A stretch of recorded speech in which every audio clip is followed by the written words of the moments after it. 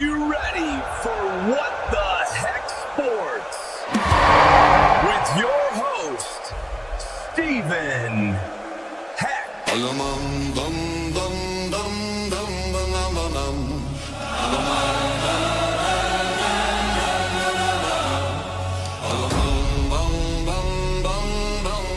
Introducing my team, straight from the cracks in the cement, and can carry twice his weight on his back, my guy, NT. If it's got a scoreboard, you know we talking about it. What the heck? This is all on stand together.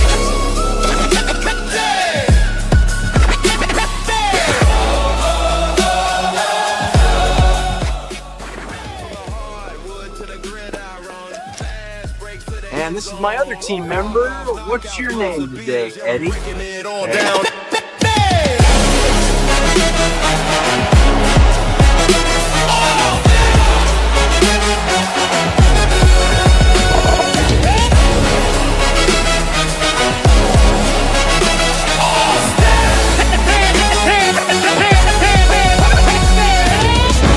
Welcome to What the Heck Sports, where we break it all down. Man, listen, y'all really thought that trade made sense. Ship the bank!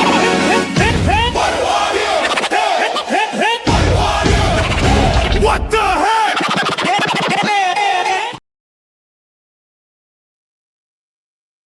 Yo, what's going on? We back in the building every Sunday, 10 o'clock. Like and share to What the Heck Sports. Yes, that is me, the host with the most. Nah, sometimes I be having the most though. Like it'd be like crazy. Like, listen, I'm old now. When we really old out here. And I probably exposed my age. I'm 47. You see the grades. You see what's going on. So like I play golf now. Like I used to play ball back in the day, like it was my life, like I thought it was. I quit jobs over that when I was younger. Like to watch the March Madness, to go play basketball. Like, yo, I remember one time we done called this kid. He was working in the back washing dishes. One of my good friends used to come on the show, be on the show. We went and grabbed him because it was popping. Like it was popping at the basketball court. We went and grabbed him. He doing dishes in the back. Listen, quit his job just to go play basketball for the night. That's how deep it was for us. And that's just real talk. Like we used to do that all the time, but now I play golf, right? So now I'm out here. I'm hurting. It's more physically intense than you think. If you don't play, maybe you should go out there and play. It's a beautiful sport. And whoever's here today, thank you for coming on. I want y'all to please like and share and get it. Like, subscribe, and share What the Heck Sports Show.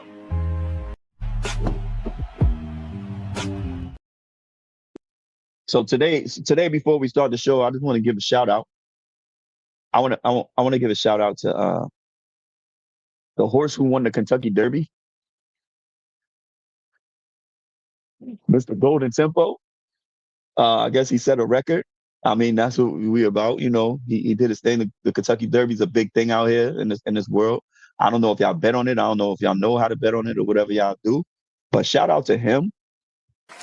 And shout out to this man right here. Whoever watched boxing. Listen, the display that he put on last night was insane. Insane. And then Jaime Munguia on the other end, who did his thing as well. He looked real different last night. Real different than he normally looked. He looked faster. He looked slimmer. He looked stronger. But right now, we're going to introduce Ant to the stage. What's going on, my guy? How's everything going with you this morning? Chilling, man. Just came in from that physical therapy, getting some therapy for this old ass back. That's what I'm saying. Old people problems. People don't get it. Yeah, old people man. problems. You know, people see me, they see me move the way I move. They be like, "Oh, you about 30?" Yeah, He woke up. Yeah, because our body's not the same. Like our bodies are just not the same, like what it used to be. You know what I mean? Yeah, boy. And that's okay though. My issue is, and they told me this years ago. my spine was trying to project me up to be about 5'6", 5'7". My body said, "Nah, you stopping at 5'2.5", champ. That's it."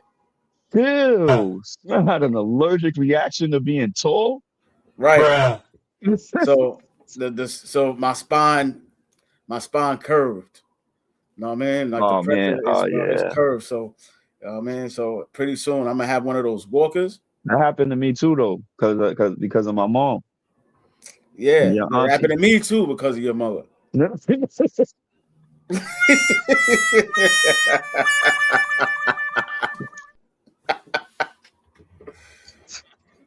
Yo,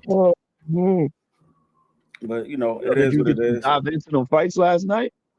Nah, I actually couldn't, man. I seen the display at the end of the fight with Benavidez. Because yesterday was just a long day, man. I was at the zoo all day, and then I love the zoo. I love the came zoo, in man. and checked Animals out are some. wild. We had the beautiful Game 7 to check out, and then Listen, after that, listen. Game 7.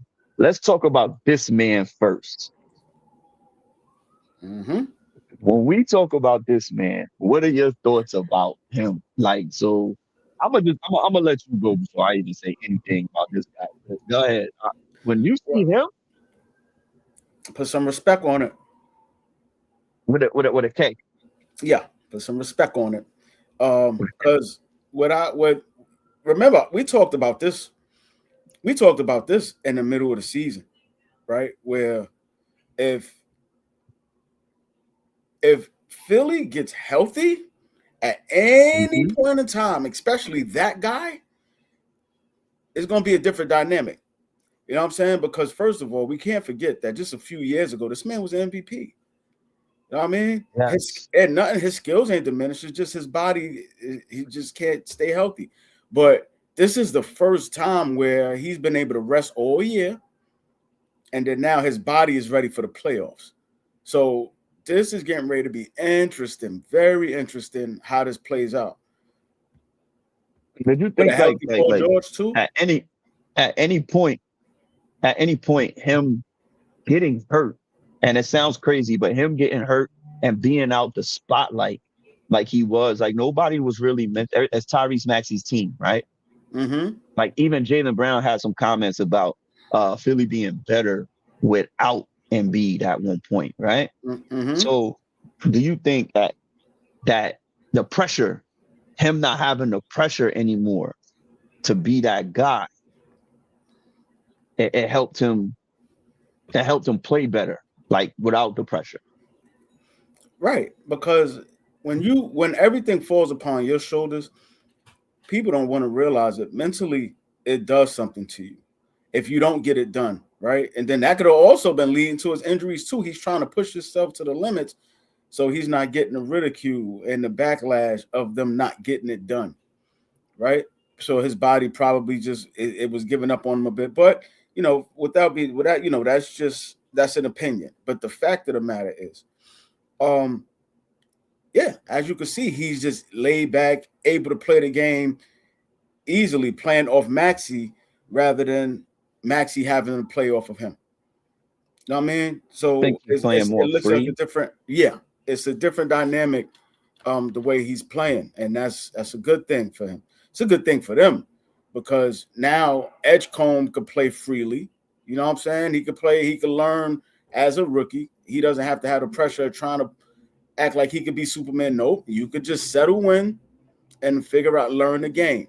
You know what I'm saying? You got, like I said, Paul George healthy at the same time. And remember, this is his second year there, right? Yep. But even in his second year, Paul George, Maxey, and Embiid have probably played in really about 35 games together. You know what I'm saying? And that in 2 years. So they're still learning each other, how to play with each other, and at the right time. So this is getting ready to be very interesting. With the emergence of this rookie Edgecombe, listen, your boy hit some clutch shots last night. Like they all put up, everybody had over 20 plus points. The three of them, Maxey and Embiid, both had 30 plus. I mean, Tyrese Maxey with 11 assists and Embiid, they both had double doubles, and Edgecombe just stepping in. Paul George playing his part. Also, we talked about him last week, man. Mr. Kelly Oubre just bringing the energy, catching the key dunks at the right time. Just they got the right formula right now to honestly make a strong push to that finals. Being that the Celtics are out of the way, like, it's done. I think it's done at this point. Like, Toronto looks crazy. I ain't gonna lie though. Like, they look crazy. We gotta see what they do tonight. But back to the Sixers and the Celtics. There's another man. Like, give all props to what they done. Mind you, they came back from what, 3-1? Came back from 3-1. Like, are we gonna start seeing more of this? Because today, at this point, we have another 3? Minnesota. What they did, right? And we could get into that in a minute. Don't we have another Pistons Magic? That's tonight. 3-1? Oh, a 3-1 joint? Was that 3-1? No. I don't know. That was a 3-1. It was I think they were going back and forth, if I'm not mistaken. I think they've been going back and forth. Oh, the Lakers. Houston made that strong push without Mr. Bum-ass Kevin Durant. But these are the matchups we got today. We got the Pistons and Magic at 3:30, right? And then we got Cleveland and Toronto at 7:30. So, well, number one, let's get your input on those two before I double back to the Celtics. So what do you think about the Magic and the Pistons today? I don't know if Franz Wagner playing today. That's what I'm gonna check right now. Honestly, gonna check on if he's actually playing or not. Yeah, that's Franz huge. Wagner's out. He's out. So, it's Paolo Banchero time. It's Paolo Banchero time. He's gonna have to do what he did. Not this game, but the game before this one, when he had 40. He's going to have to do that again. Because what a lot of people are not realizing, too, is, remember, Cade Cunningham was out for, like, the last, month of the season? Right? Something like that. Maybe a little longer with his issue. He's starting to come into full swing now. Even though it doesn't matter what happens with this. They'll go to the next round. They'll play against the winner of the Cleveland and Toronto matchup. Neither one of them are going to the finals anyway.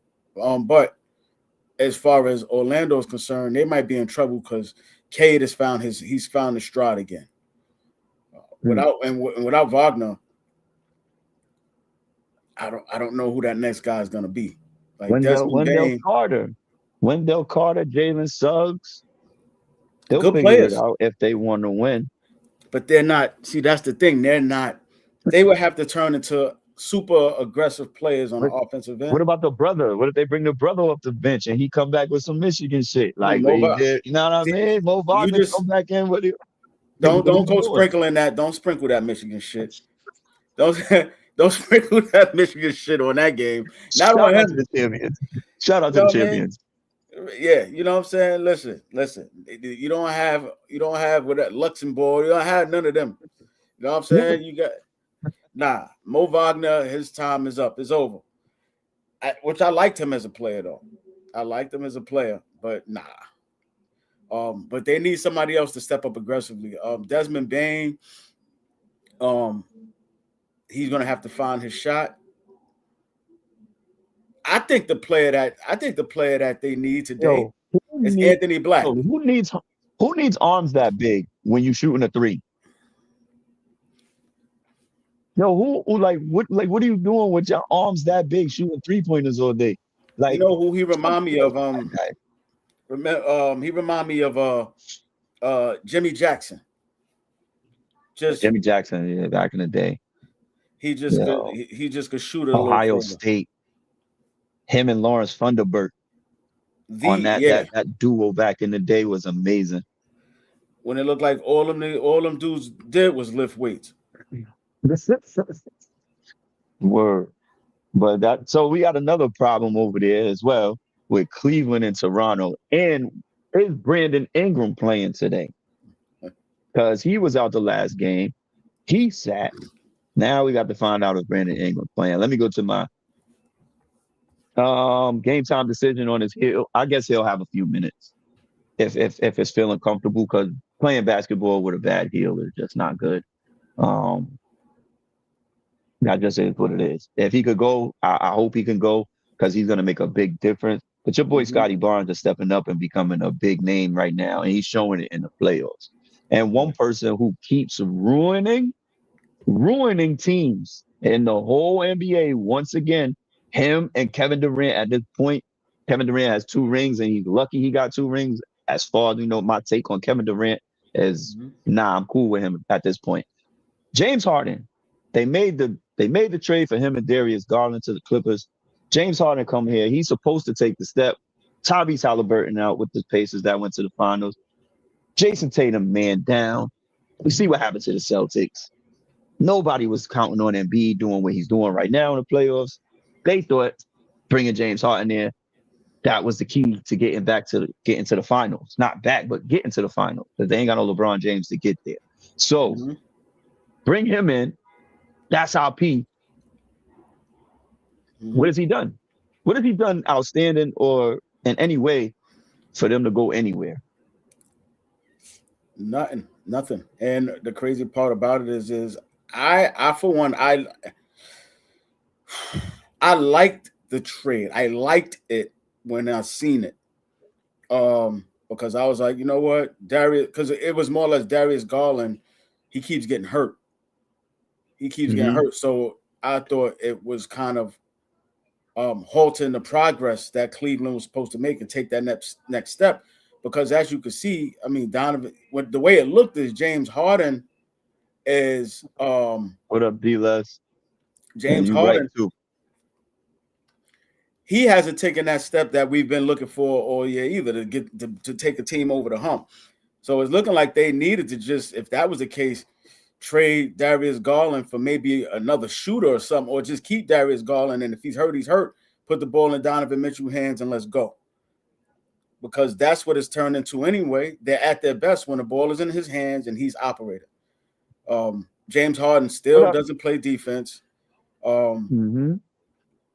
He's not doing what I thought he would do for Jared Allen or Evan Mobley, who have also not been able to take that next step, because now you got 2 ball dominant guards, right? Where you would think that lob, they'd be throwing a lob and all that stuff, whatever, but it's just not happening. So I've been disappointed with them all year. How you go from being a number 1 seed 1 year ago to now falling in that 4 or 5 slot. And Detroit taking a step they took and then going down the way they went down, and now they back in it. It's like it's a lot of parity. It's a lot of parity, and nobody, even if you're a number 1, you're really not. It just means you had a better regular season record. You stayed healthy, and everybody decided to play most of the games. That's basically what that means at this point, as far as I'm concerned. Right.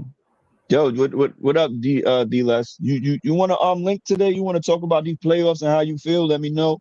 I'll definitely send you one, or we could get you one.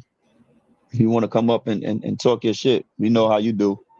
But let's talk about his man right now. Let's talk about D-Les man LeBron right now. And I'm going to not talk shit today about LeBron James. Isn't that a turnaround? I'm going to actually give him his props where it's due at this moment, for the moment, at getting out of the first round, even though it was to a Houston squad that really didn't have any offense. But him doing what he's doing and Kevin Durant not doing what he's doing while he's with the Golden State Warriors shows me something totally different about Kevin Durant. So to me, LeBron James separated himself from Kevin Durant in a whole different light. And he lost his guys. And he down Luka and Austin Reeves. He playing with your dude Luke Kennard, and he playing with in my opinion, a washed up Marcus Smart. That's who he playing with. You got a nice young squad over there, Kevin Durant. You decide to sit out games. Like that's bitch made shit. A nice Like, young squad that was rolling too. They was rolling before you got there. They was on there. They was on that trajectory, and now they got you, and you was supposed to take them over. But go ahead. I mean to cut you off. Go ahead. Keep going. No. You're right though. You're right. You got right in where it's supposed to be. Yeah, he's supposed to take them over the hump, like over past the first round, which was LeBron James and not his key player Lakers. But go ahead. Mm-hmm. Yeah, you know it. So I honestly, ever since Kevin Durant left Golden State, it was where LeBron separated himself from Kevin Durant. It wasn't like it was even a thing for the most part. I mean, we tried to give Kevin Durant his flowers at that time, you know, because of how much of a dynamic player he was on the offensive end. Then he started to become a better defender. So I was like, oh, okay, he's closing the gap between him and Bron or whatever. But his leadership hasn't gotten him anywhere close to where LeBron is. Even you could tell now the Golden State thing was just a situation of circumstance where he was able to jump on something that was already great and just make it greater, right? Because he was dynamic as a player, but he has shown nothing since. Absolutely nothing since. He's made a bunch of other teams that were in decent positions worse. Besides, Brooklyn was already in a bad spot, you know. But any of the other teams, Phoenix had just went to the finals. But the Brooklyn pulled the what's the name though? Like, remember what they did back in the day when they made all them trades, right? But the one to get on Paul Pierce and them? Yeah, for all of them, right? All of them, Paul Pierce and everybody. But they did the same thing. Kyrie Irving, James Harden, Kevin Durant, and still went nowhere. And most of it was at this point, Kevin Durant. Right. Well, you put three. They went and got three losers because of the names to sell tickets. Good players, right? But they're losers. Neither one of them. Even I don't care what nobody said. Kyrie Irving, yes, when he played with LeBron, he took the big shots. But that's easy to do when you got someone who's dynamic like that on your roster. Because what has he done since? Nothing. He's been hurt.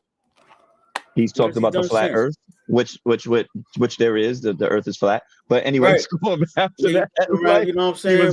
He was absolutely correct, right? Right. You know what I'm saying? He ain't want to get the shot, whatever, for COVID. You know what I'm saying? Exactly.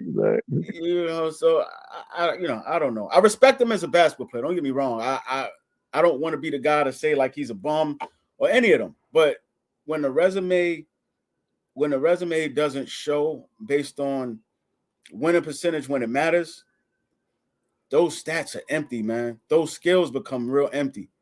Like even the players we talk about, the greats that just couldn't get over the hump and get that ring, and most of them is because they played against that dude. We're not going to talk about him much because that starts another argument. They played against that dude that once he started winning, nobody was winning. But they still put up dominant performances and gave themselves a chance to at least compete in the finals. These guys have not even done that. They have not sniffed the finals. James Harden still hasn't been to the finals since OKC. With a stacked roster with the Clippers. With a decent roster with Houston. Yeah. Kevin Durant. That they was actually supposed to go. He was actually supposed to take this to the finals. That was a huge disappointment. And that's when James Harden, you know, for what we call for this era, how they view basketball, you know, not how we actually view it. But his stats was off the charts. Like we can't deny what he did stat wise and how he was playing the game and what he did in the regular season. But once he gets to the playoffs, you know what it is. It's playoffs. Don't talk about playoffs. You kidding me? Playoffs? I just hope we can win a game. Yo, that's one of my best bits ever. That's one of my favorite bits that I've ever seen, period, ever, by the way. Oh, my God, I love that. But yeah, James Harden, he became a Hall of Famer based on stats with Houston. And that's what it is. He's putting up 50-point triple doubles. Like, you talk about things that we only like heard Wilt Chamberlain do. You feel what I'm saying? Back when he was playing against people who was a foot shorter than him, basically at the center position, and he was way more athletic. You know what I mean? So he got to dominate how he dominated in that era. And I think it was only about 12 teams at that point. You know what I mean? Right. So, but he still did what he did. And listen, nobody said I wasn't supposed to be 7-1, 7-2, and I'm not supposed to do what I'm supposed to do against you. Right? Domination is what you're supposed to do. And a lot of people forget that as well. If I can dominate you, I will. If I don't, I'm failing. Like basketball, you are 7-1. You 6'2" trying to guard me, or 6'5". I'll even give you 6'8" trying to guard me. At 7'2", you can't. Sorry. And that's where the attitude comes in. And a lot of people don't have the attitude. James Harden don't have the attitude. As we see, as I take back, Kevin Durant don't have the attitude. Right. It's the reason why they don't have rings. The reason why they don't go to finals. You know what I'm saying? I want to take it back. I want to take it back a little bit before we do. Thank everybody for coming in who chimed in for the, watch. Like, subscribe, and share What the Heck Sports Show.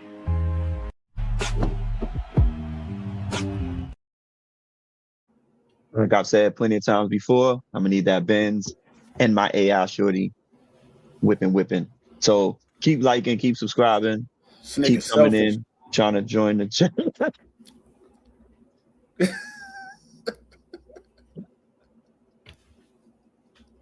I can't have her, son. Like, I can't have my AI shorty me. Like, don't worry about it. I'll pull up. I'll find you her sister. Like, I'll find you her sister. I got you. Yeah, bro. Oh, man. But crazy, man. Oh no, my guy. That's a red flag on the play.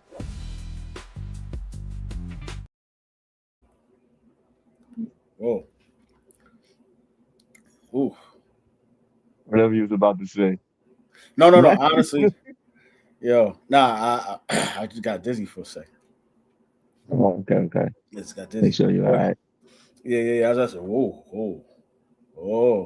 I don't know what that was. Yo, that actually happened to me, son. Like at work, from like I told you, overexertion. Yeah. Like going crazy, and then like, you know me, I drink, so I'll be stressed out. Not really stressed out, but I'll be like, yo, I gotta like decompress from the day. You feel what I'm saying? And I'll be like, fuck it, let me get my drinks in. You know what I mean? And then get up and go to work. Get drunk, get up, go to work. Not drunk at work, obviously, but but still, like it wears down your body on the weekdays over time. You know what I mean? And just man, it was tough, man. Especially going through what we was going through. At the job. Ain't no need to really get into too much of that, but we make it through every day, every week, how we do, and that's it. We just blessed to be up there doing what we doing. Sure. Being able to pay our bills, living our lives as we living them. So what about this man right here? Man, at this point with that guy, he shouldn't even came back. It was too soon. He should have left it. He should have left it alone. I applaud the effort, the grind, the dedication to the game, not wanting to cheat it if he felt like he was ready to go. But in all actuality, he did absolutely nothing. Played some good basketball, once he got his legs up under him, but he did nothing to change the dynamic of the team. He did. Actually, I think he took away. from the aggression that some of those other players were showing. And then at the drop of a hat, because now he's out of game, right? Now they have to bring that. They had to bring that back, right? They got to turn it up again. And those aren't players that can just do that. Like they built that over the course of the season, and then you know what I mean. Then it was a dominant thing that they were doing. But then now he come back, it's like, oh, we take a step back. We're spot up shooters now. We got to play defense, things like that. You know what I mean? We'll get ours off of the land, pretty much, not being aggressive. And he comes back. And for them to have to do that again for one game, it just didn't work. So I think he did more harm than good for the team. He should have just stayed out, man. Yeah. What do you think about? I think we might have touched on this a bit, but what do you think about possibly trading him? Oh, I've been he's said that. He's owed $58 million coming into this year. He's a walking $62 million guy, right? Mm-hmm. At this point, to find somebody. I seen what they need. And they definitely, as Boston, they'll probably get killed for it, like Dallas with Luka, because he's the face, right? But his face is not what they need in Boston. You know what I'm saying? He's a good guy. He's great for the game. He don't have no scandal going on, but at the end of the day, you've seen who your guy is. You've seen who the heart is. They need this face. They need that one. That's what they need. They need to take the little leprechaun out and put that on. So they need size. They need size. I mean, not Garnett. I said Garnett. Like, yo, you know I got dementia, right? Like, yo, Giannis, son. Right. So, like, I was going there, right? If you could somehow finagle, but in all actuality, for both teams, it sounds good, but you can't do it. Reason why? Because for a star, there's not much room in between to build to get anything else, right? As far as growth is concerned, when you start talking about draft picks, that's why you see those big names go for like you see that they go for that third tier, right? The top guys that's like at the one tier they'll get traded for a third tier guy with 5 draft picks. You know what I'm saying? So Tatum for Giannis swap, it really sounds good, but it can't work. They probably wouldn't do it for that reason. Milwaukee would get nothing out of it if they just get Jason Tatum. They wouldn't. It would have to be a lot more included in that for Milwaukee to do it. But Boston, on the other hand, it would make a lot of sense for them because at times they had Jaylen Brown trying to guard Embiid. What? What? Jaylen Brown can't even. I'm gonna be honest with you. Jaylen Brown can't guard LeBron in a post. At 41 years old, he cannot guard him down there. So for him to try to guard Embiid, it was a valiant effort. I give him his props because most players, he was like, yo, you know what? Fuck it, I got him. Which you want your players to try to do, right? But I learned my lesson with that when we was younger, and I was like, you know what? Fuck that. I'll guard Ron Artest. Yeah, right. Then you woke up. and this way he was only like 5'9". So you know what I'm saying? Like that's not how that works, man. So Boston should be at the point where they're ready to pull a trigger or at least take offers. At least take offers and listen to what people got to say in regards to Jason Tatum, because I think it helps them. I think it'll help him in the long run. I don't think he benefits that team anymore. It was evident. And I said that actually when he went down, that this was time for them to try to build something, just to try to start a slight rebuild, which would have only took a season. I just didn't know they was going to play this well without him. Yeah, it was just weird, man. So Jaylen Brown, shout out to him. he's not going to get it, but I hope he does at least. He deserves at least a vote for Jaylen Brown. I'm for MVP. Because nobody expected them to do what they did. Nobody. And that was dynamic and a beautiful thing. I just would like to see what he would do. Let's see. Yeah, so I'm trying to figure out, man, like what kind of trade. What kind of trade could you give him? I mean, look at the trades that's going down. Like we got Mikal Bridges going for 18 draft picks, right? Motherfuckers traded their future away for this motherfucker. I know Portland's kind of going after Giannis right now, right? But we have, let's think about it. Jason Tatum is a face of an organization, so is Giannis, right? Mm-hmm. What does their money look like? Right, because if they money look like this is almost an even swap if you think about it. So Milwaukee, if you lose Giannis, they need to rebuild, right? So they have to think about who's going to be the face. Jason Tatum moving forward could be the face. You don't need Giannis because Giannis don't really want to be there anymore. You could get him up out of it, right? Send him to the Celtics with Jaylen Brown. But Milwaukee wouldn't do it though, and because it's stupid, and that's an even swap at the end of the day. Yeah. Well, even swap that. I would give draft picks to Milwaukee as well. You can have all my first rounders for the next 3 years. You know what I'm saying? Because I'm getting a player that's going to make us a possible championship run for the next 2-3 seasons.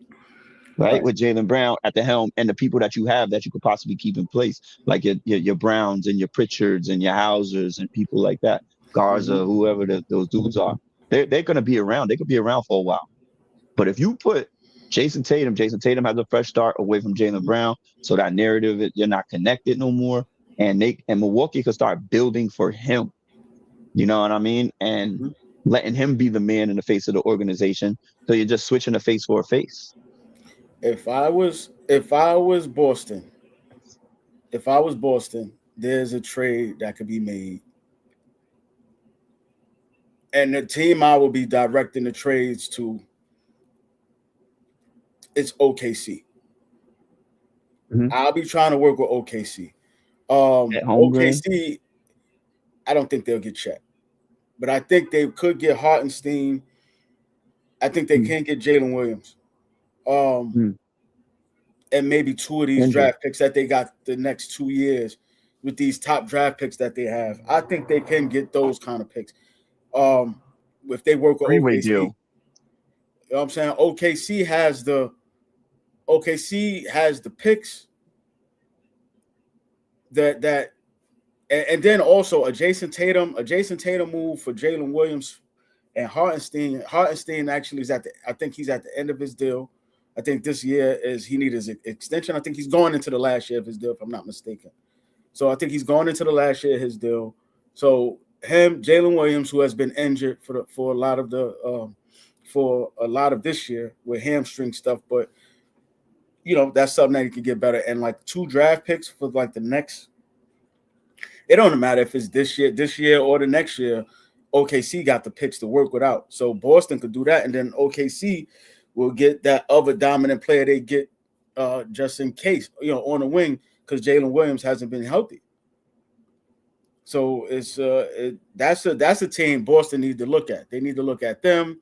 They need to look at the Spurs, who also got draft picks and got some youthful players. I'm not. Don't say stuff like that. Don't say stuff like that. You talking about Giannis and Wemby? You wilding, son. No, I ain't talking about Milwaukee. I'm talking about Boston.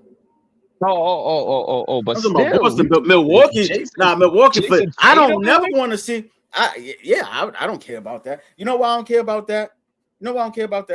And the reason I don't care about that is because Jason Tatum and Wemby play the same way on the offensive end. That's crazy work, right? So, you know what I'm saying? So you want 2 players that play the same? Now, who's more talented? Right. You know what I'm saying? But now Wemby and Giannis, Jesus Christ. I don't even think I would want to watch basketball just because that's cheating, bro. You talking about a wingspan of 20 feet.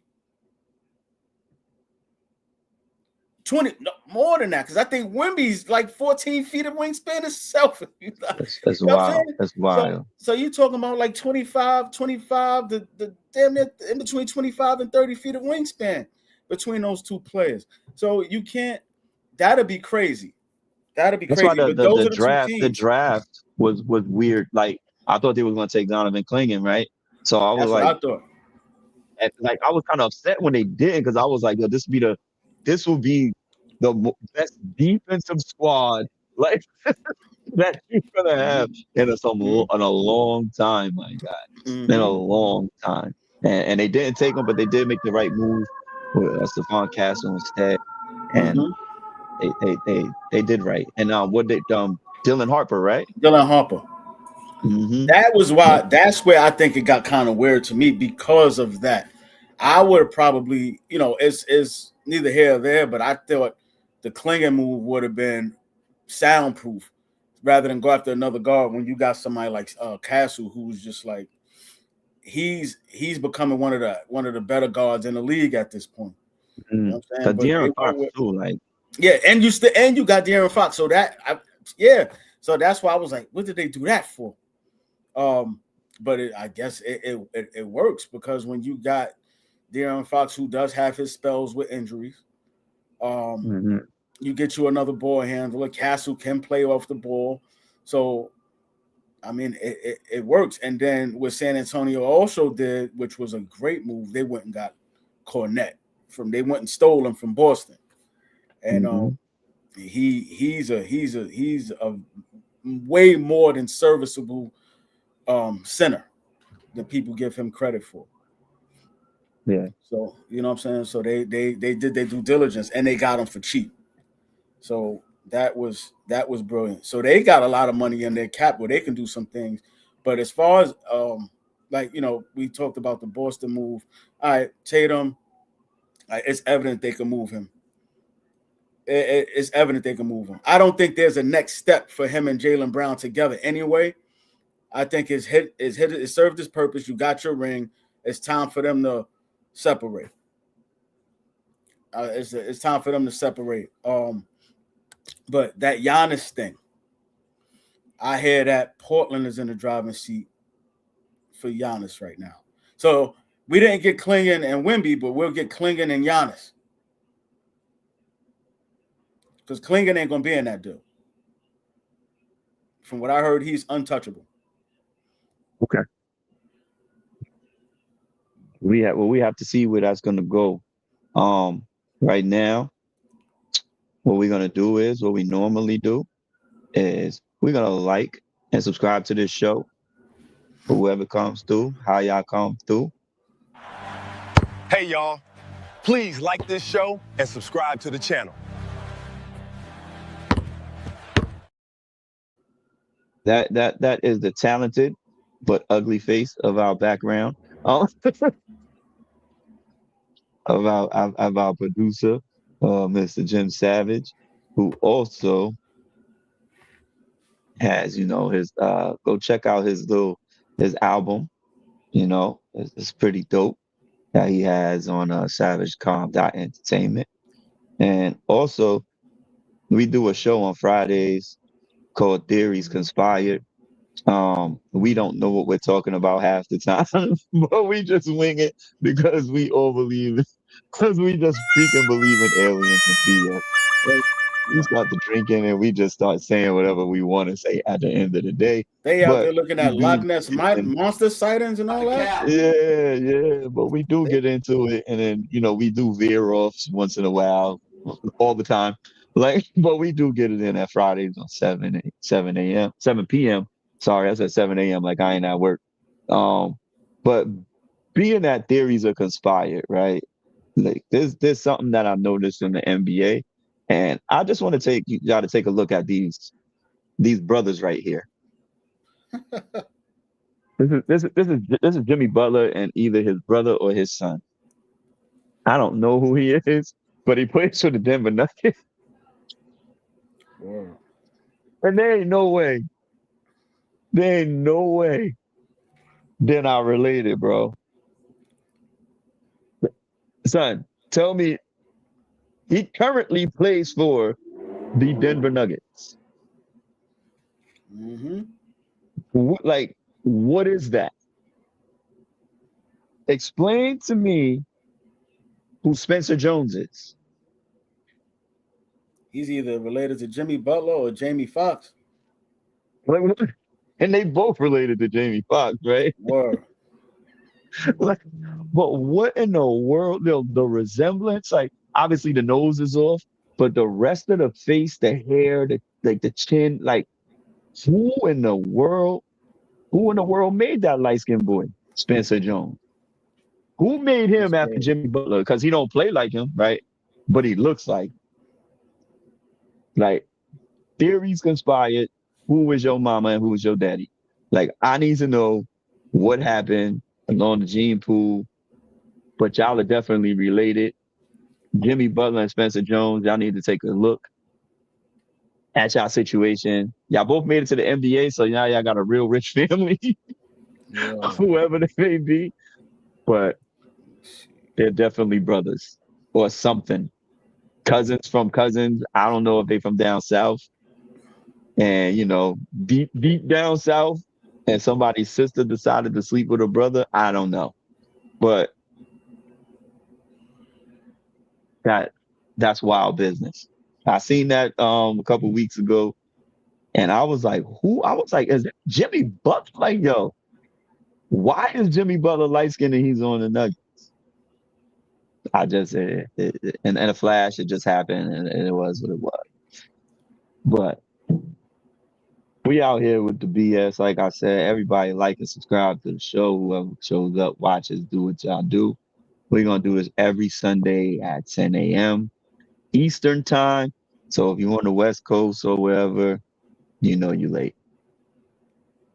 But anyways, I want to bring I had somebody else we had to bring up. Damn it! Well, What the hell was I going to say? Well, while you thinking about it, let's bring up somebody real quick. Thinking about it. Oh let's yeah, bring up somebody. I got. Why you got it? I got him. I'm looking because so all right.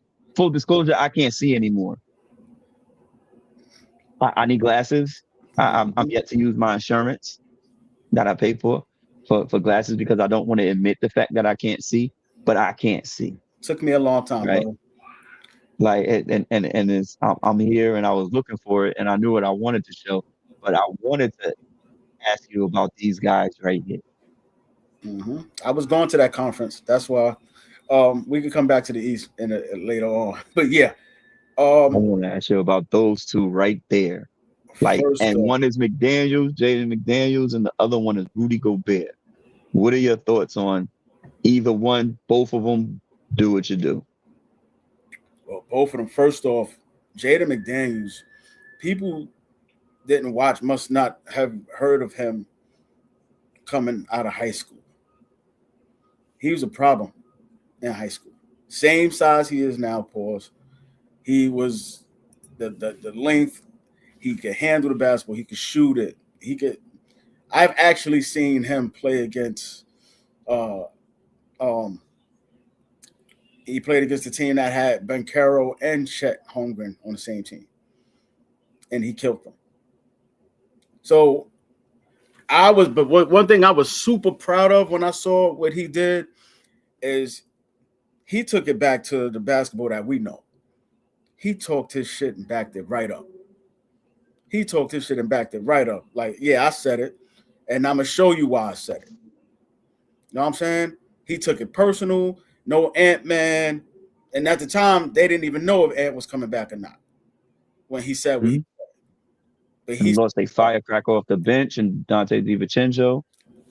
He actually did something that I don't even think Ant-Man would have did if he was healthy. I'm gonna be honest with you. I just don't think so.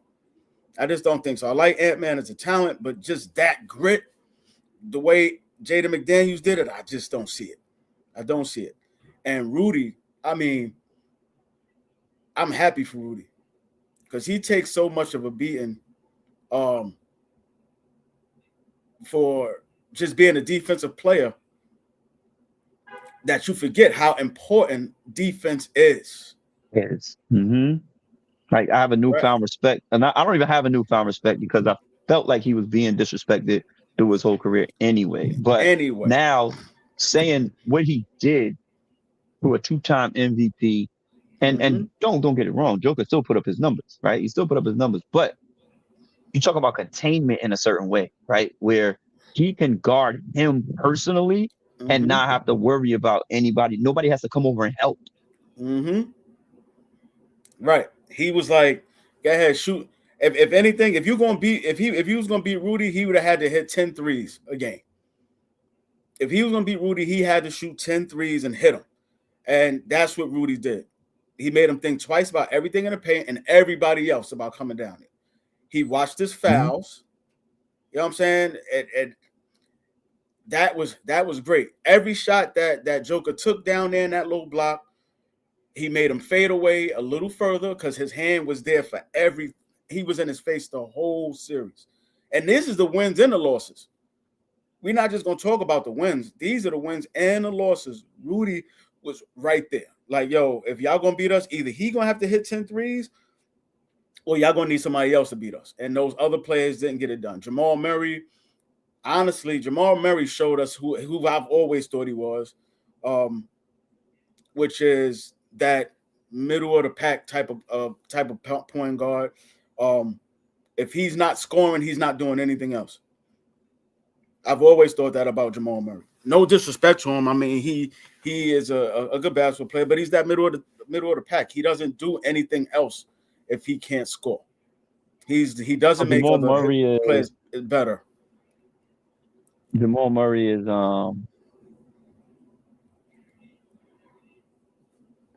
I just had it right here.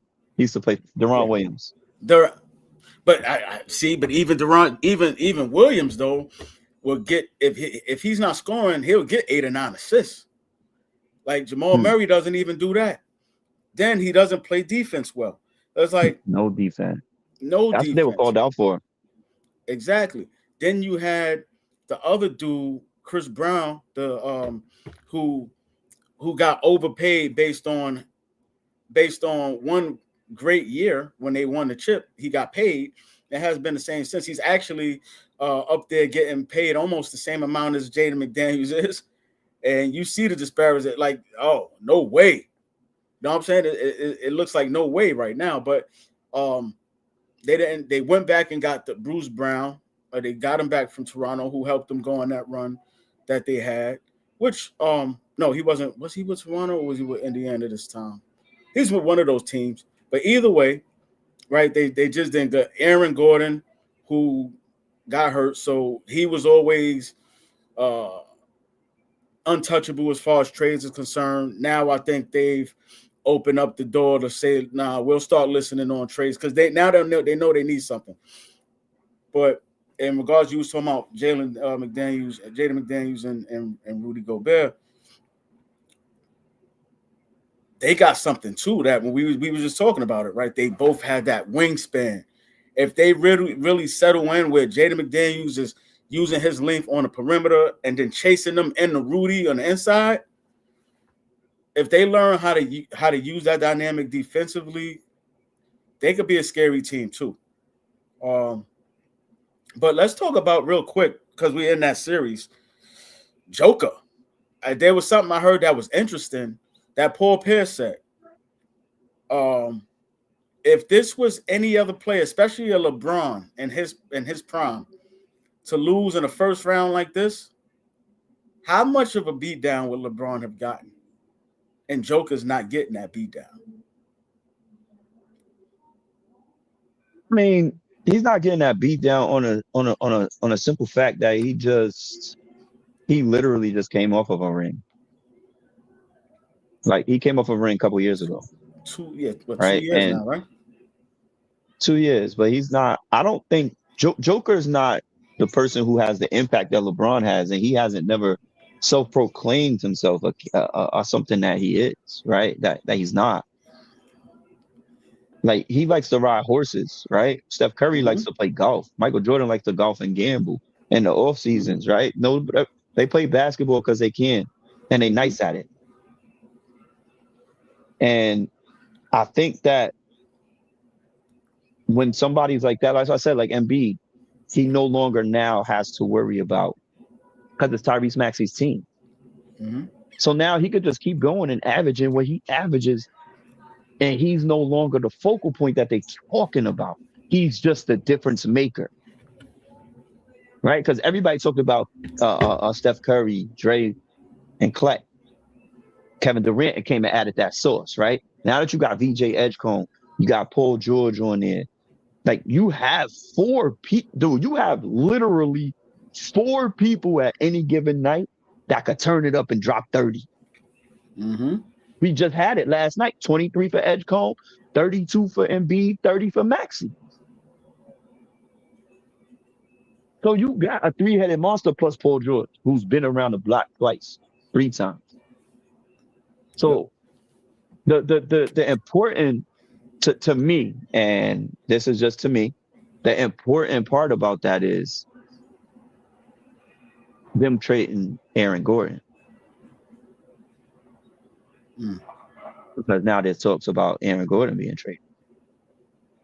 And Joker is just, he's one of the best, and we putting him right now, we're putting him in the top 5, right? We're putting him in the top 5 of big men. For most. He's earning top 5 big man of all time. He's earning that, if not top 10, right? So we got top 10 secured. He's moving into the top 5 due to what he's doing. Right. Yeah. When we had that conversation about that, in regards to that. So yeah, he's from what he's doing, he's moved himself closer. I've gone on record to say maybe it's time to move somebody like Bill Russell out. Yep. And put him in. Because everyone, but the 11 rings, yeah, but he didn't dominate, right? Like these other guys did. But that's neither here or there. That's not the conversation. Joker, he's in his prime, and I think whether or not he talks about it himself, or whatever, I think we need to give him a little bit more flack and for this first round loss. Because but didn't we? Oh, hold on. Sorry, my bad. Like, I didn't want to put you up with the nonsense, but yeah, did we say that this wasn't a regular, like Orlando and Detroit? This isn't a regular matchup between these guys. These guys have been battling for the past 2 and 3 seasons in the playoffs, knocking each other off. Right? So, like, there was something about to happen. He could take flack. The Denver Nuggets as a whole should be kicking themselves for losing when their star player is out.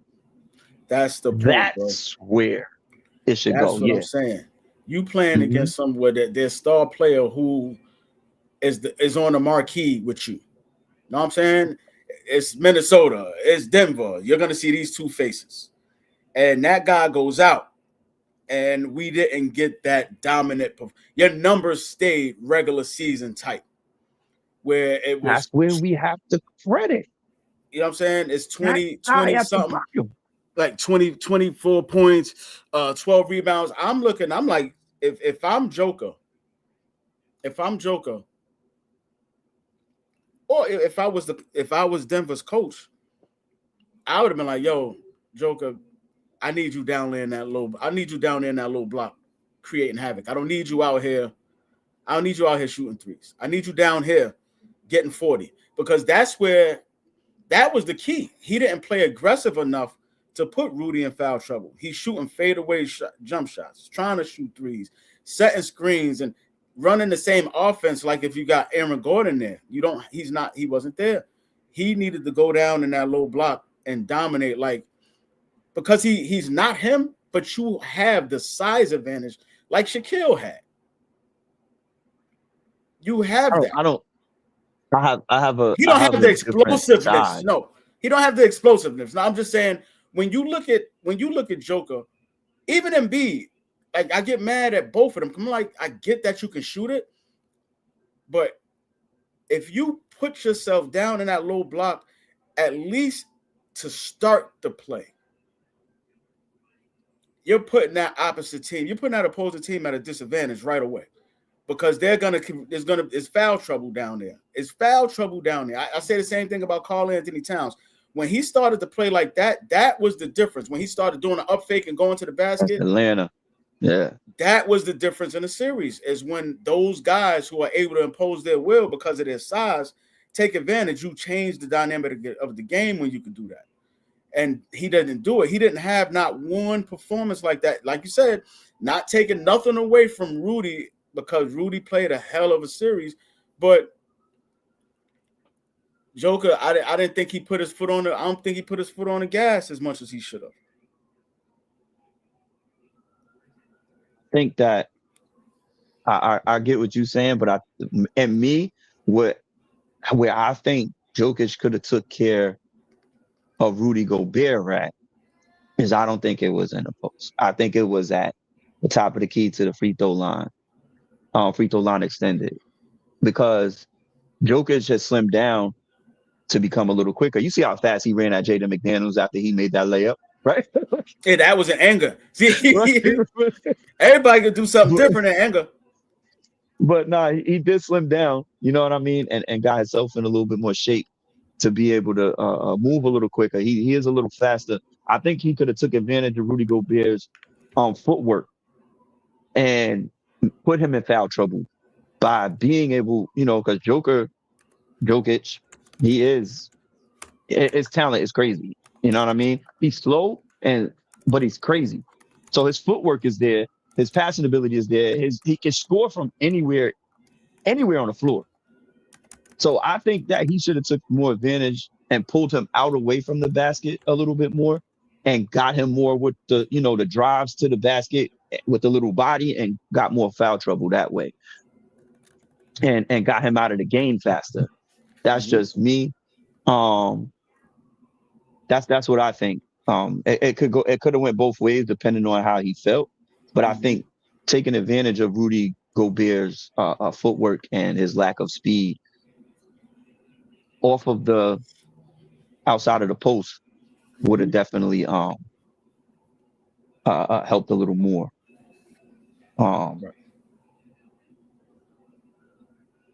But what we're gonna do is we're gonna take a halftime break, and we're gonna come back, and we're gonna get into some other stuff. Always remember, before we take this break, to do what y'all supposed to do out here, or one of you. Like, subscribe, and share What the Heck Sports Show.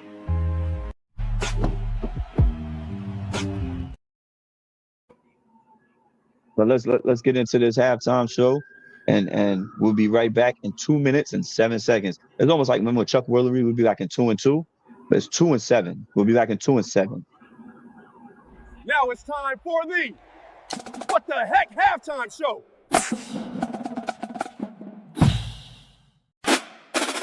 Hey, drumline, lock in. We don't walk in, we slide in. We don't talk loud, we vibed in. What the heck? What the heck? What the heck? What the heck? What the heck? What the heck? What the heck? What the heck? What the heck? We talking sports. Let's go. We talking sports. Let's go. We talking sports. Let's go. Let's go. Let's go. Let's go. Let's go. Hey, step with a bounce, hit a whole band clean. Gold on the brass, so you know we gleam. Kick, drum, knock, made the whole field shake. Every move sharp. Yeah, we don't break. Horns hit high, then we drop down low. Crowd get hype when the snare rolls slow. From the stands to the field, feel the energy build. It's that real halftime show. No chill. Stop, cut. Stop, cut. Drumline, talk to 'em. Boom, boom. Dancers hit. Hey. Crowd scream. Hey, hey. What the heck? Hey, hey. What the heck? What the heck? What the heck? What the heck? Hey, hey. What the heck? We talking sports. Let's go. We talking sports. Let's go. We talking sports. Let's go. We talking sports. Yeah, yeah. Band too cold, yeah, we run this lane. Break down plays like a post. Game from the field to the mic, yeah, we bring that spark. Turn halftime hype into straight up art. Crowd on 10 when we hit that check, everybody yell back. What the heck? Sports Talk Live, you know what's next. We the voice of the game, put it to the test. What the heck? What the heck? What the heck? What the heck? What the heck? What the heck? We talking sports. Let's go. Ooh, ooh, ooh. What the heck? Let's go. Ooh, ooh, ooh. What the heck?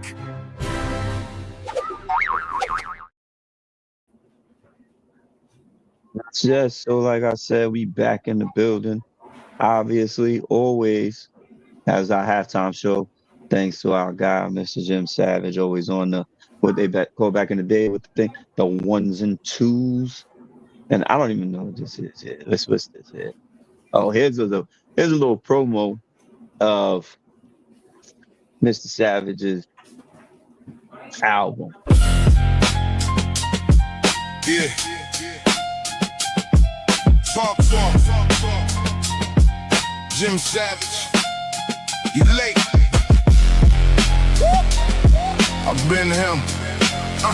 I'm a new Jack hustler. Yeah. New Jack hustler. With a new Jack swag.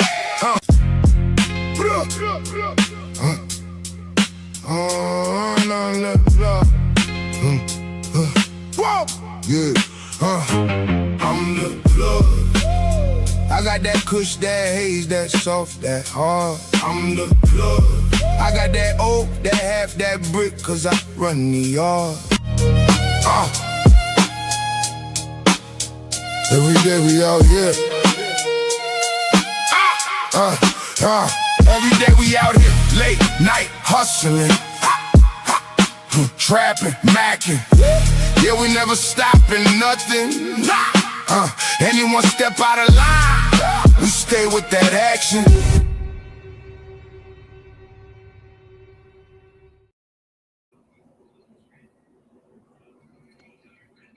Like I said, that's Savage in the building. Check them out, savage.com entertainment, which we run off of, which we've been doing this for a long time now.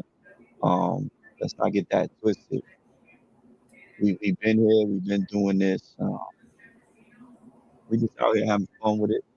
Hopefully, what we want is we want y'all to understand what we're doing, and we're not in the business of following the masses. We really just here talking, right? But we talk and we know what we're talking about sometimes, right? But y'all could also chime in and let us know what y'all think and what y'all know, because that's what makes things grow, right? It's people helping people, and we're not the only ones out here. I know there's a lot of other people y'all rather follow, talk, but we like to be followed and have some conversation as well. Just because that's what we do. We all love sports.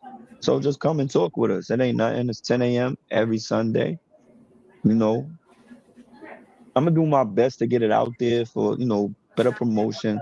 Like, I see what happened earlier. It is what it is, but we'll get to it. I know this new generation is 30 seconds or less out here, right? It's like almost like a Fast and Furious out this bitch. Like, I live my life a quarter mile at a time type shit. Like 10 seconds, 10-second cars and shit, right? But nah, we not about that. We're gonna get it popping every week. We're gonna talk our shit about, the latest and greatest of what's going on in sports. Water cooler talk at your job, with your friends and family, anything, you know what I mean? It's like when you get on the phone, you call up your boy, you text your boy, or you in the barbershop, or you at work and you talking to your coworker who loves sports. All of that, that's what we doing here. You know what I mean? And just join us and share the link and come in and join us every Sunday, especially before football season start. We're gonna be doing this from here on out, just like we was doing prior to this. I know I probably changed the name 85 times, which doesn't help. But we still the same people, because people come and go, and that's just how it is. But we gonna still enjoy the show. And you back in the building? Maybe he's not. What she said. Still he's ready. That's it. So Oh, shoot. So I'd just like to say, and in defense of everything, not in defense, I'm actually enjoying this playoffs. I know I probably came on a bunch of times and said I can't stand this new generation and the way they play basketball and blah blah blah blah. But I'm getting, especially with these game sevens coming on today, there's a couple people who have been turning back the clock. And Scotty Barnes is one of them. Jaden McDaniels is another one of them. We've got these people who've turned back the clock, like and brought us that a little bit of that ruggedness, that old school fuck you attitude. You know what I mean? Brandon Ingram was out. You know, his running mate. They basically the same size, 6'10", 6'11", freaking small forwards. You know what I'm saying? Handles, rebound. They do everything. And he lost his running mate. And they are now in the game 7 with Cleveland, who once again traded for James Harden because they were supposed to go to the finals, in my estimation. That's what they thought. But now they're in the game 7. And if Brandon Ingram plays today and he is healthy, I don't see them beating him. Just no. Even with Jared Allen, Evan Mobley, Donovan Mitchell, James Harden, it doesn't matter. They still got Max Strus, right? But it doesn't matter though. Like these guys are different, and here's another thing. And I want to just go back to how I feel about my New York Giants in the 5 years, 100 million. I'll just keep saying it 100 million times with the $100 million. I want to see progression. I want to see building. I want to see a foundation built. I want to see identity built. A lot of these teams keep forgetting. Just think about the teams that will happen. You have Brandon Ingram, if I'm not mistaken. You had Josh Hart. And that's when the year Zion came in. Am I correct? And you have Valanciunas. And you have Valanciunas as your center. And you had CJ McCollum. I think that's what they traded, right? Yeah. No. CJ McCollum, right? So just think about that. And just think about the people that could have been, and we talked about it last week, about people who could have been on other people's teams, like on the team that you like. And they traded them because they didn't trust them no more.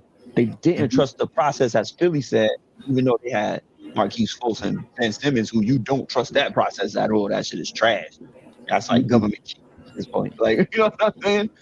But you don't want that. Like, you want to see what your players have.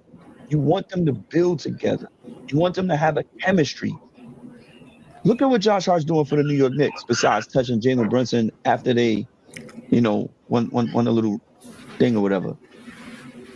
Besides that, besides his agency. Look at what he does on the floor. Just what he brings to the table. Right?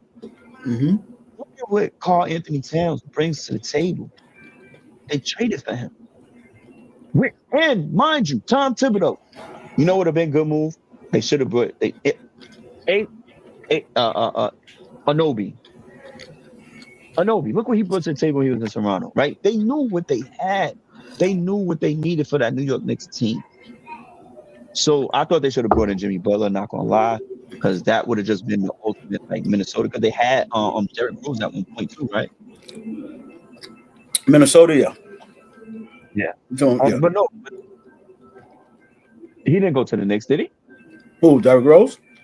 Yeah. That's what I'm saying. Like, and I thought that was during the Tom Thibodeau era, right? Tibbs had him and Taj Gibson. He brought them both over. This is what I'm saying. So you brought all those players over. They bring certain things to the table to help you win. And Tom Thibodeau knows how to win, and he knows how to get the most out of his players. Now, let's get to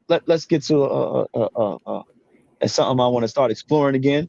But we're gonna go back. We're gonna go back in time to when we used to do it. I want to get to. Now get ready for love, hate, or date it.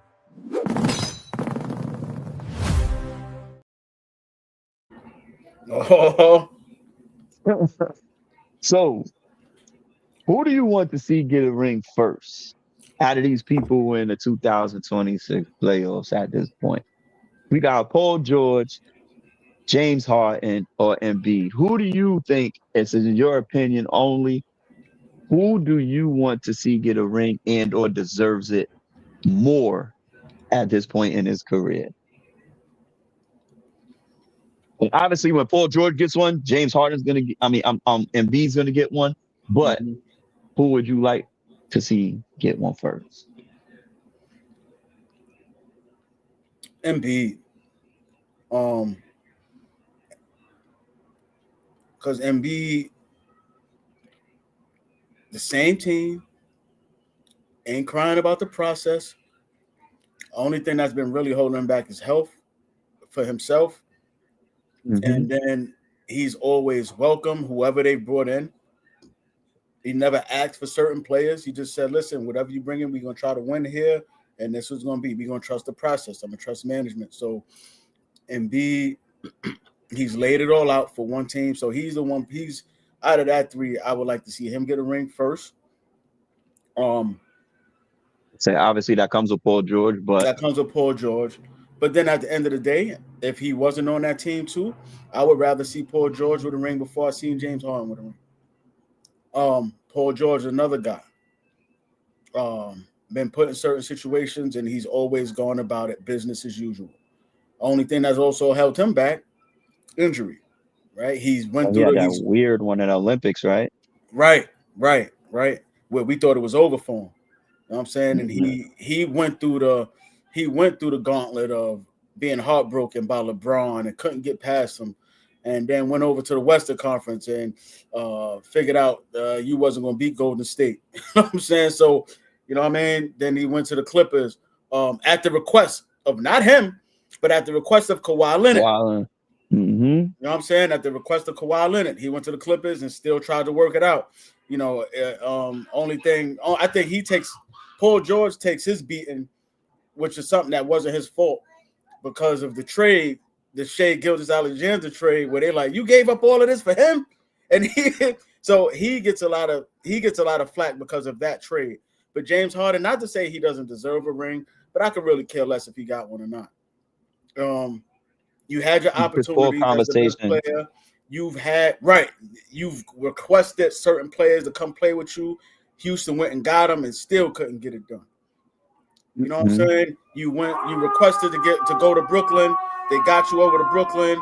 You complained, said he's out of shape, and just still couldn't work it out. Excuse the sounds of New York City in the background.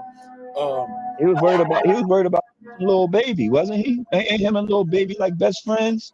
Right. One of them. I don't know if it's little baby. One of them. Right. He's part of Magic Johnson's son's crew. He part of one of them. He just don't show it like everybody else. He part of them. That's the leader. Excuse me. Sorry. So, give me 1 second. Get your eat on. Get your drink on. You can't forget. I'm diabetic. I got it. Yeah, no, for sure. As I say, ain't know what's the name. But James Harden, I don't care if he gets a ring or not. So his legacy is going to be just like the Tracy McGrady's of the world, the Chris Pauls of the world. You know what I mean? He's going to be like those guys, where everyone is giving you everything that you wanted and you still couldn't get it done. That's why I hate when I hear those arguments about him being one of the top shooting guards of all time. No. And somebody actually put him above Allen Iverson. I'm like, wait, what, are you stupid or something? You wildin'. Are you stupid? Are you stupid? I heard, who was it? Patrick Beverly said that James Harden is better than He's a trendsetter. Then what's his name? Dwayne Wade. Are you stupid or something? What? And what? And what world? Like this, is what I'm saying. I don't care. And listen, I'm not none of us on here have Smith the Patrick Beverly career, right? We didn't. It is what it is. But we talking about what we watched and what we like. You watching this shit. I don't care what you went up against. Mm-hmm. Watching them torch you. So if you call yourself one of the best defenders, we're watching them torch you. And I'm telling you, Dwayne Wade torched you. It was like Dwayne Wade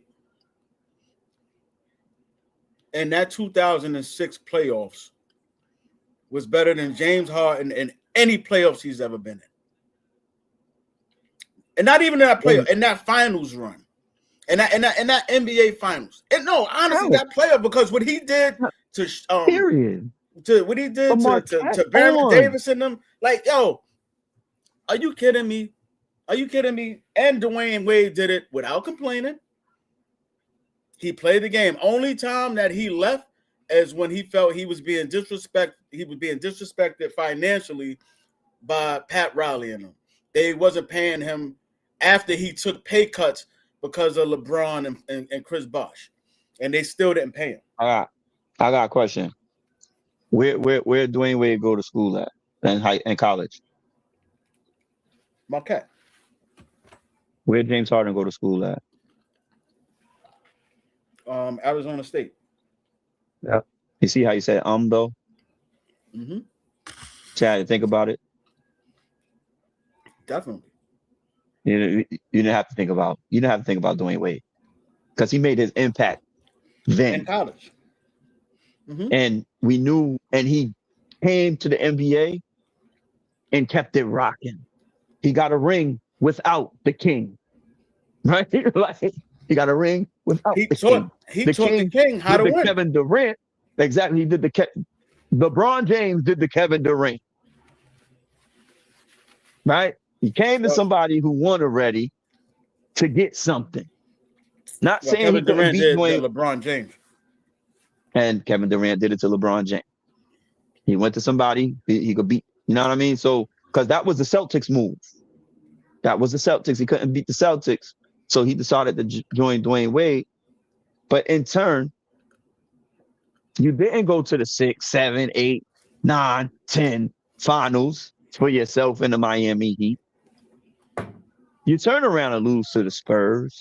You turn around and lose to the Mavericks. You didn't run the table. You didn't. It is what it is. You lost to Jason Terry and J.J. Barrera. Dwayne Wade cemented his legacy before him by winning a ring as he did. Mm-hmm. All you did was do what Kevin Durant did for Steph Curry. And what's the name? What they won? They won one, right? They won one together. Who? Two, because OKC and San Antonio Spurs. They won two. Mm-hmm. Kevin Durant won two with the Warriors. Which I don't even say they won two.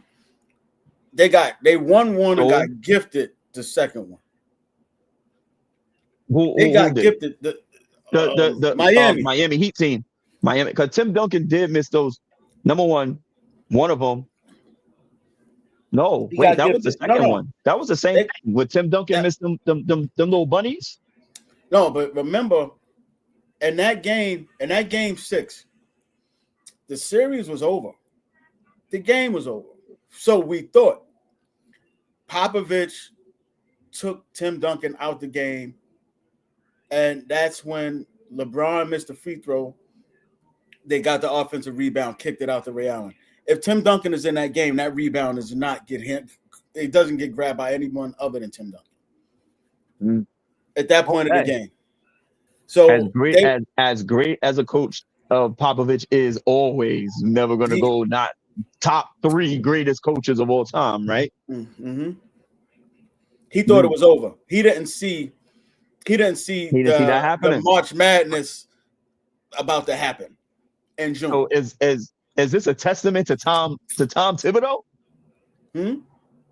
And it's a testament to Tom Thibodeau.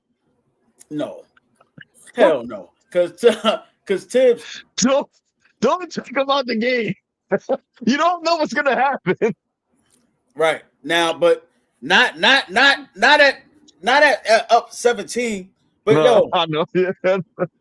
oh, I can't wait till we go back to the Eastern Conference. But back to that to the love hated data. Let's get rid of that real quick. Yeah. So Embiid, Paul George, James Harden. That's the order. Hate him. That's the order. If he, like I said, if he got one, I would not care at all. Me, I'm gonna hate the James Harden. Obviously, I'm a James Harden hater. It just is what it is. That's why he put his name in there in the first place. Exactly right. But he is one of the OGs that he is one of the OGs still in the game that don't have a ring that is in the playoffs. I don't want to call Luka Doncic. I don't want to put him in that yet. I just don't think his tenure hasn't been here long enough. And I think he might be on par with Embiid, but I had to put Embiid in there because Embiid has been through a lot. Right. He's been through a lot. Yeah, I mean, and his story's a little, for me, better than anybody else right now. Paul George, for me, is a love. I love to see Paul George get his ring. Obviously, that's connected to Embiid, but I'd love to see him get his ring first.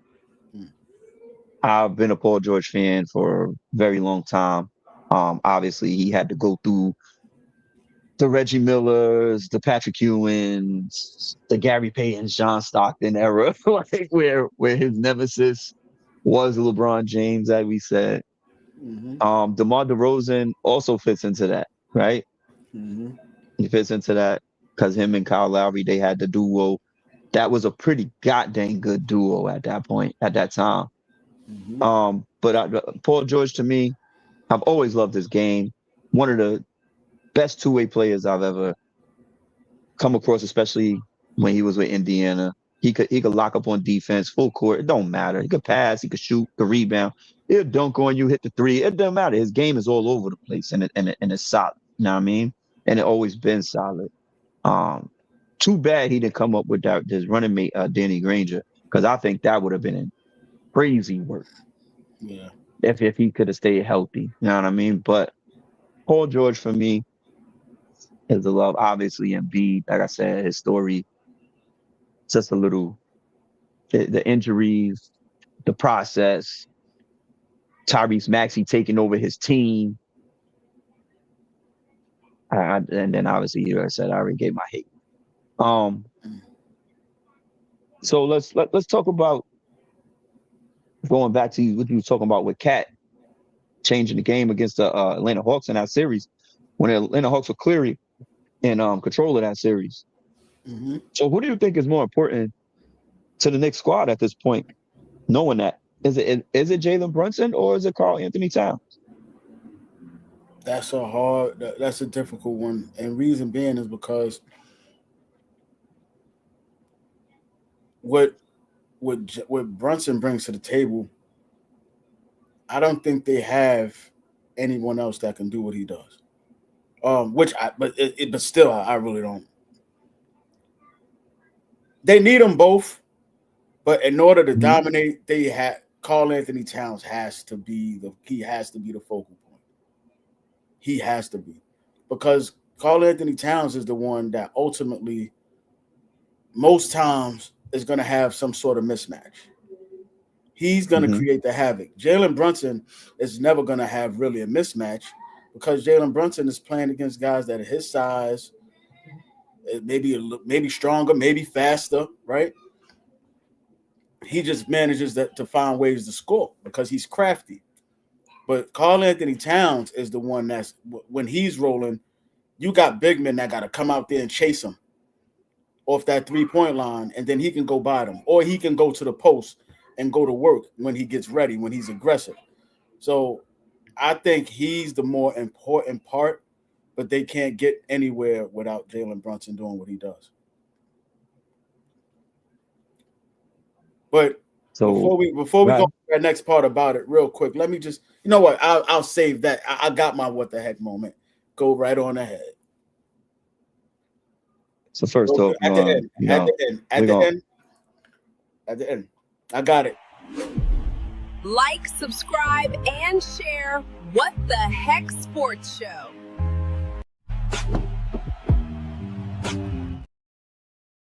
there goes my But- boo. Just letting y'all know Yeah. we in the building. I think Carl Anthony Towns has been disrespected since Minnesota. Right. Obviously, you know, he's been called part of the agency. When he's showed feminine ways, yes, but he has not showed any gay tendencies. Feminine ways and gay tendencies are two totally different things. Josh Hart grabbed Jalen Brunson's nuts and or asshole on the stage. Let's just keep it a buck in front of the world to see while he was trying to hold up a trophy. Carl Anthony Towns has just been a little girly. And there's a lot of guys out there who do have those tendencies. Doesn't mean that they part of the agency. But displaying it on national TV for everyone to see, Mr. Josh Hart, for me and you are part of the agency. But anyway, I'm going to go with Carl Anthony Towns being the more important piece due to the fact that he's very versatile and he showed it.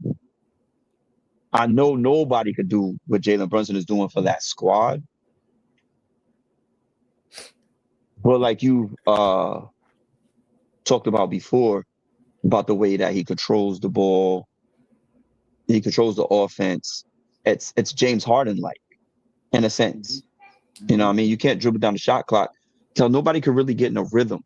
Once they were able to go through Carl Anthony Towns, I mean, he had a triple-double. His first playoff triple-double. It might, like, you know what I'm saying? And they won the game. He literally single-handedly have brought them back into this and won the series. Single-handedly. Being that they decided to play through him and not Jalen Brunson. I think he might be the key to them actually, but you got Embiid in the way right now. To the championship. Yeah. This is getting ready to be tough. Like it is. It's getting ready to be real tough, dog. It's gonna get crazy. It's gonna get real crazy, dog. Like, because then you got to remember too, right now, this is so evenly matched. Because all right, on one hand you got Jalen Brunson, on the other end you got Tyrese Maxey. Yes. Right. Then you got Carl Anthony Towns. Then you got Joel Embiid. Then you got OG Anunoby. Oh damn, we got Paul George. Then you got Mikal Bridges. Oh god, we got Kelly Oubre. Yes. No, I mean, so this is going to be very, very interesting, bro. Is this the championship? One of these two teams are going to the finals. Exactly. One of these two teams going to the finals. Like, it is. It's a wrap. No, I'm saying one of these two teams are going to the finals, and it's not to discredit anybody else, but these two teams just have way too much. They just have way too much. Only thing, Mike Brown is going to have to really coach. And he can't. That's what's going to be the dictator of this matchup. And he can't. How good is he going to do with end-game decisions, end-game schemes, and changing, seeing things that seeing how things are turning out in regards to what he does normally, and if he can make those adjustments. That's what it's going to be. Nick Nurse is going to do it. He always does. The biggest thing to me is when it comes to Carl Anthony Towns, you have to bring Embiid out. And Karl Anthony Towns has to be the best big 3-point shooting man in the league because he's going to have to hit on average 3 3-pointers per game, average, to bring him out in order to be effective against Embiid at this point. Like when they match up. And there's going to be a little bit of it's going to be a little get back for somebody on that Philly roster. Quentin Grimes, the New York Knicks. Yes. Yo, and he almost made that dunk last night. Oh, that would have been nasty. Yeah, he'd have made that. That would have been nasty. It would have been nasty. That would have been nasty. That would have probably been the second best dunk of the playoffs. What was the first? The first one, who got posterized? Jalen Duren got posterized real bad. Oh, wait, no, I ain't even see that. I'm not gonna lie, I ain't see that. Yeah, it was Jalen Duren. He got posterized real bad.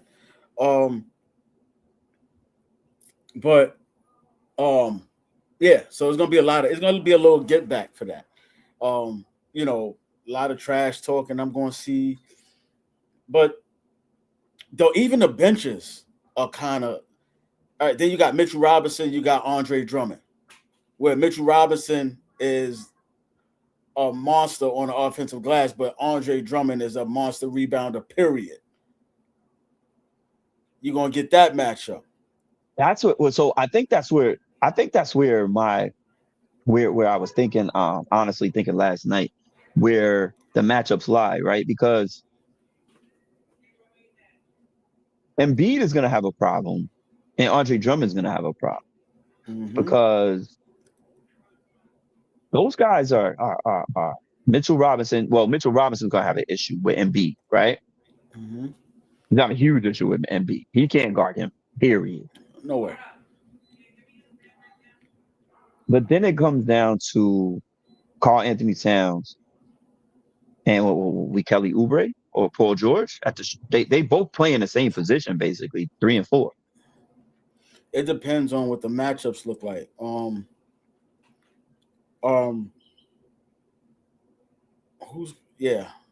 But see, I think Kelly Oubre is going to get the first matchup. I think with Karl Anthony Towns. Karl Anthony Towns.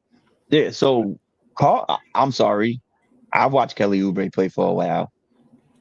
He was on the Washington Wizards. And where's like if Towns play aggressively, he has no shot. Kelly Oubre has no shot. Yeah, if Towns plays aggressively, he doesn't have one. He doesn't have one defensively. Yeah, that's what I'm saying. He does have a mismatch offensively. But you got to think about what that mismatch means. Kelly Oubre don't have plays called for him, so that's not really a mismatch, right? Kelly Oubre he'll have good games where he'll get open shots and he'll slash and do the dirty work that'll get him baskets, but they're not calling plays for him to create a mismatch. With Towns is going to get the ball to create a mismatch. So that's the difference. I know what you're saying. When Kelly Oubre get it, then y'all better chalk it up because the boy could shoot it. Y'all better get out there to him. He slashes. He can play under the basket. Don't you think that. What you said when you said Nick Nurse is going to coach and Mike Brown is not? So don't you think if he sees that and knows Kelly Oubre's potential, which we've seen back in the day, don't you think he might draw up a little bit more, couple plays for Kelly Oubre to be more involved in the offense and take advantage of that to try to get Karl Anthony Towns in trouble?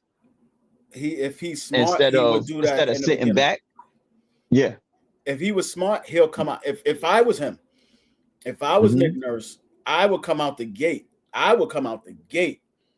Telling Kelly Oubre to be aggressive. Depending if they start Mitchell Robinson and Karl Anthony Towns together, I would tell him out the gate, Kelly Oubre, whenever you touch it, go right at him. Whenever you touch it, go right at him. Or whoever Karl Anthony Towns is guarding, go right at him. That's what I would tell him. Like, we got Embiid, we got Tyrese Maxey, we know where the offense is. But when you touch the ball, look at the basket first. Don't think about running nothing else. Look at the basket and be aggressive, so we could try to get at him a little bit. And even if you don't create a foul, you don't get a basket, just make him work. Don't give him no relaxation on that defensive end. So that's what I would do if I was Nick Nurse. So that's where the matchups lie. It's going to be interesting to see who takes advantage of what and when.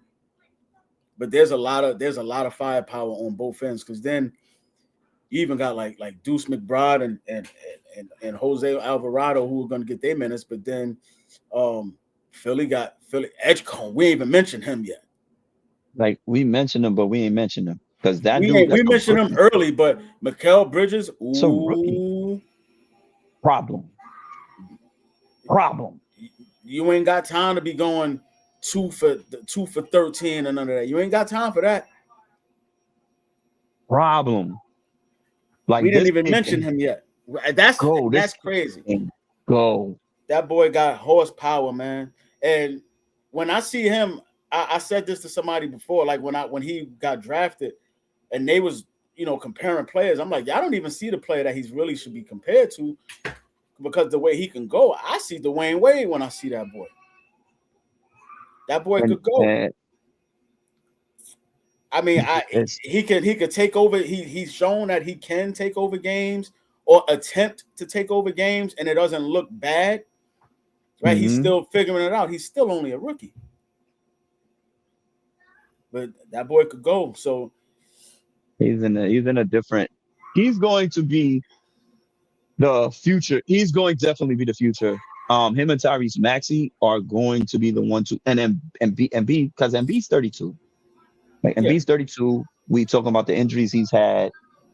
Yeah, and he's gonna turn into Brook Lopez soon. That's why he's faded to black. Nah, he ain't gonna turn into Brook Lopez. Well, that's what I'm saying. In a minute, you're not right. In a moment, yeah, you're right.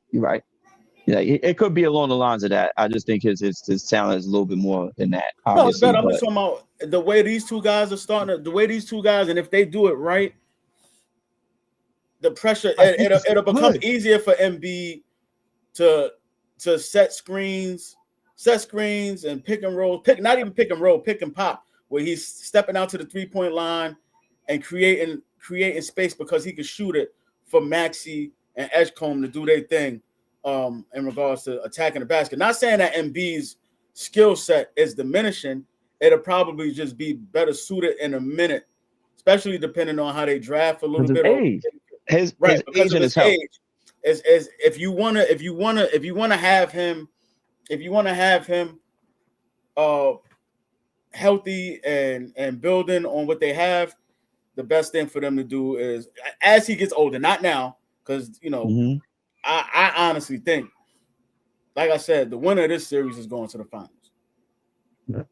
I think so too. This is tough. I don't think Detroit can match up well. I don't think Orlando will match up well. I don't think Toronto will match up well. And I'm skeptical if Cleveland wins. Like I said, we got the James Harden effect. That motherfucker can't win shit. He can't. He is not good in the clutch. There was a key moment in that Toronto game where James Harden had a shot. I think maybe it was 10 feet away from the basket, bro. Like 8 to 10 feet away from the basket. And it was a little jumper where the dude hit the floor and he was wide open and shot the ball. So then it just hit the front of the rim. Mm-hmm. And that's all the motherfuckers out there who's conspiracy theorying with the magnets and all of that. James Harden, 8 feet away, hit the front of the rim. No, that's called motherfucking nerves. It ain't called a magnet, bitch. It would have went in then. Right. It would have went in. Because he makes that shot. He makes that shot in the regular season and in the first quarter of the playoffs all the time. 9 times out of 10. But what happened to this? Can we go back to the game winner? Can we address the game winner with Toronto? Oh man. They got magnets, bro. This wouldn't have been there.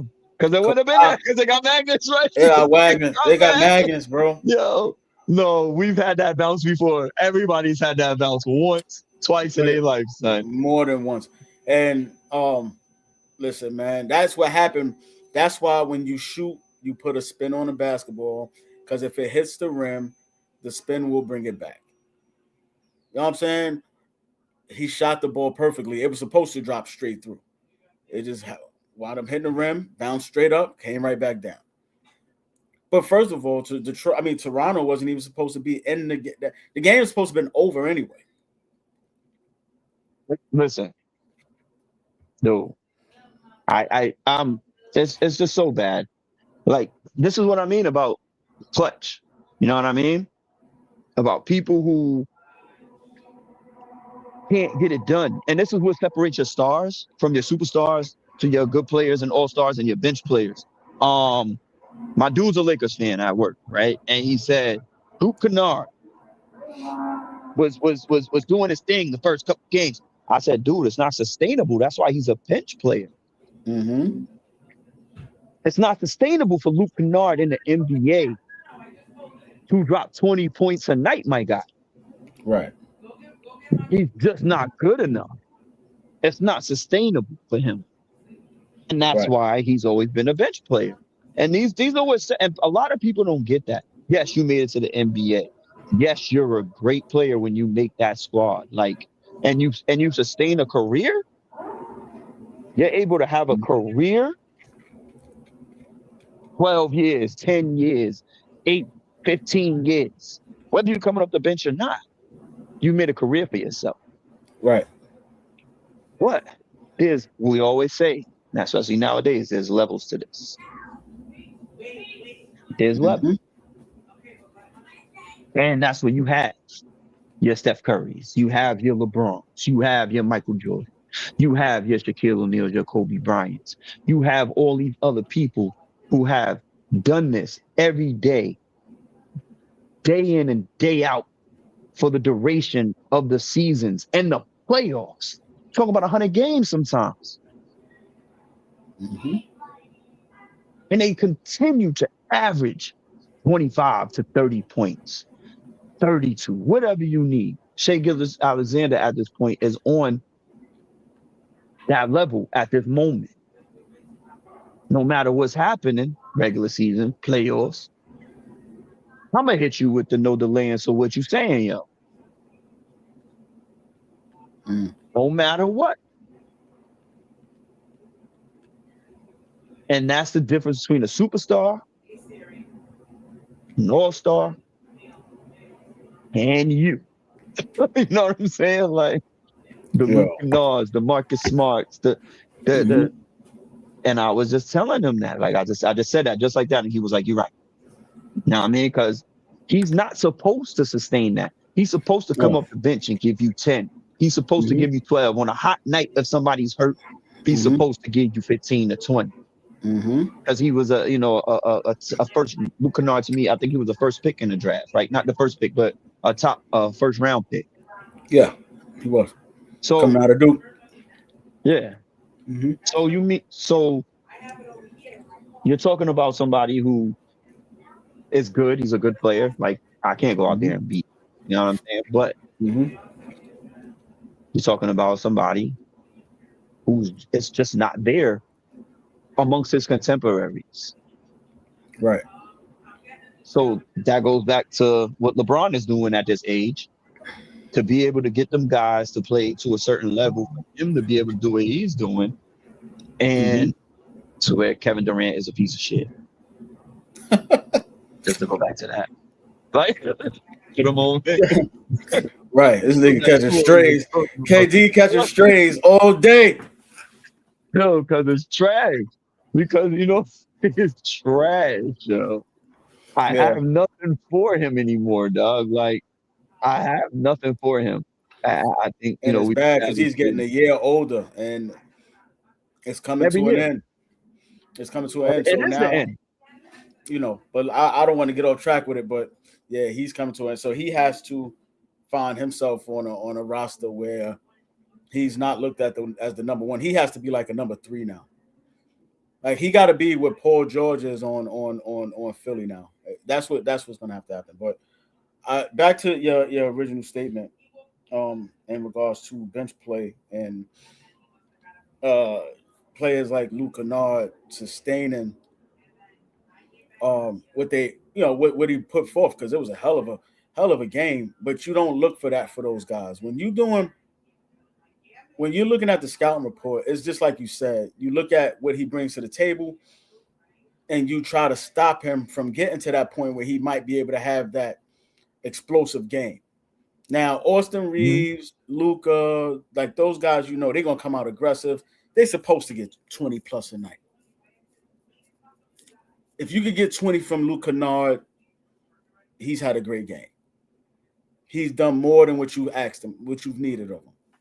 Right? So, yeah, those type of players. Then, because if he has 20 today and then he has 8 tomorrow, you can't even give him no slander. That's what he's supposed to do. It's not made for him to have those kind of games. He's not in the NBA because of that. He wasn't drafted to have 20 a night. They know that. He's drafted to shoot the ball wide open, create a few plays. Like I said, if he has one of those explosive shooting nights, good. But if you don't, it ain't his fault they lost. Like crazy work. He's not even your coach. No. And if I'm not mistaken, like you could tell me better than I can. They were kind of on par in college. Who? Luke Kennard? Luke Kennard and JJ. Oh, JJ Redick? Nah. JJ was different, man. He was different. But we're talking about like their careers, right? And college careers, like where he ranks amongst Duke players as far as like points and like all of that stuff. I don't know. Like I'm deferring JJ, to you at this point. Nah, JJ is number 1 in scoring that Duke. Okay. He's not even Jason Williams. Nah. Luke Kennard only played 1 year. Oh, okay. That's where I got twisted. My bad. He only played 1 year. JJ played all his. I stay out the business sometime. Yeah, he played all of his, and he, JJ come out. Some of the I'm saying this on not national television, but on YouTube. What the heck sports? I'm letting people know this now. I'm telling people this right now. I've liked Duke since like 1989, 1990. I have not rooted for one Duke player more than I've rooted for JJ Redick. No Shane Batty? No Nope. Carlos Boozer? Nope. No Jason Williams? Nope. Like we could go down to what? Sheldon Williams? Nope. Kyrie Irving? Nope. Y'all did have Sheldon Williams, right? No, Kyrie Irving was a bust. I'm sorry. I'm not. Nah, he wasn't a bust because when he played, he was dynamic. He just didn't play. How many games did he play? 13. This is what I'm saying. So to me, that's a bust. Like I'm straight. A lot of people 30-something games. A lot of people give me flack when I bring that up in certain forums because I always say they're like, "Oh, Kyrie Irving." I'm like, Kyrie Irving is not even the best Duke guard. Jay Williams is the best Duke guard. Exactly. Jay Williams is Hurley, Bobby Hurley. He falls behind them two easily. You know what I'm saying? Yeah. He falls behind them two as far as what happened. He might fall behind somebody else, a couple other people, and that's just on the strength of he didn't play. My God, you played and you got drafted on your upside once again. Right. Like people getting drafted on their upside, and I get it. He hit the game-winning shot and the played with LeBron James, but what, like you said, Janet Jackson, what has he done for me lately? What the fuck have you done since you've been released from Cleveland and hit that shot? You've just been the best ball handler, and you haven't really even been that. That's where people go crazy, where they look at someone's NBA career and shoot down a college career, and like, you can't do that. Mm-hmm. You got to break it down for where they are. Like, I tell people all the time, once players leave Duke and go to the NBA, don't talk to me about them no more. I rooted for them at Duke. Unless they go to the Lakers, I rooted for them at Duke. Don't talk to me about them no more. Like Chris Webber was never my favorite player after Michigan. Right. Yeah, don't give me that. Oh, JJ Redick wasn't shit in the NBA. No Duke players. I don't want to hear that. when they was at Duke, this is Mhm. what they did at Duke, With Duke. and that's when I rooted Mhm. for them. But just goes to show, yeah, JJ Redick was my favorite player and to watch at Duke because he used to Tom talk Brady. shit and he used to I'm a get it and Michigan he fan. used to bust ass. Right. Right. I never rooted for Tom Brady a day in my life outside of Michigan. What? Like, yo, I'm sitting there and I'm watching games in this NBA playoffs, and I'm like, because if the Lakers ain't playing, and I'm a basketball fan, so I'm watching these games, and I'm like, I don't have no stake in none of these games. But I say, you know what? Which one of these players went to Duke? Let me at least kind of give this team the edge because one of these players Man. took a Duke. But then I'm watching them, I'm like, I really don't give a fuck. Like Ben Carroll, I'm like, I don't care if he won or not. Jason Tatum, I don't care if he won or not. Mhm. You know what I'm saying? But hey, it is what it is, man. It is what it is. We always feel like we gotta support people who left who our college teams was. No, bitch, I got a professional team too. Exactly. Like you didn't decide to go to my professional team. You didn't talk to me. You didn't consult Mm-hmm. me and say Mm-hmm. you're gonna go to there and pull an Eli Manning like he came to the Right. Giants, he didn't want to go to the Right. Chargers, right? We didn't do none of that. I get to root for Luke Kennard now. I I didn't know where he was, and I didn't care where he was. I get to root for him only, now because he was the Lakers. only because he's a Laker. Like, Right. Jalen Rose didn't come to the Bulls. Right. When he was the Jalen Rose.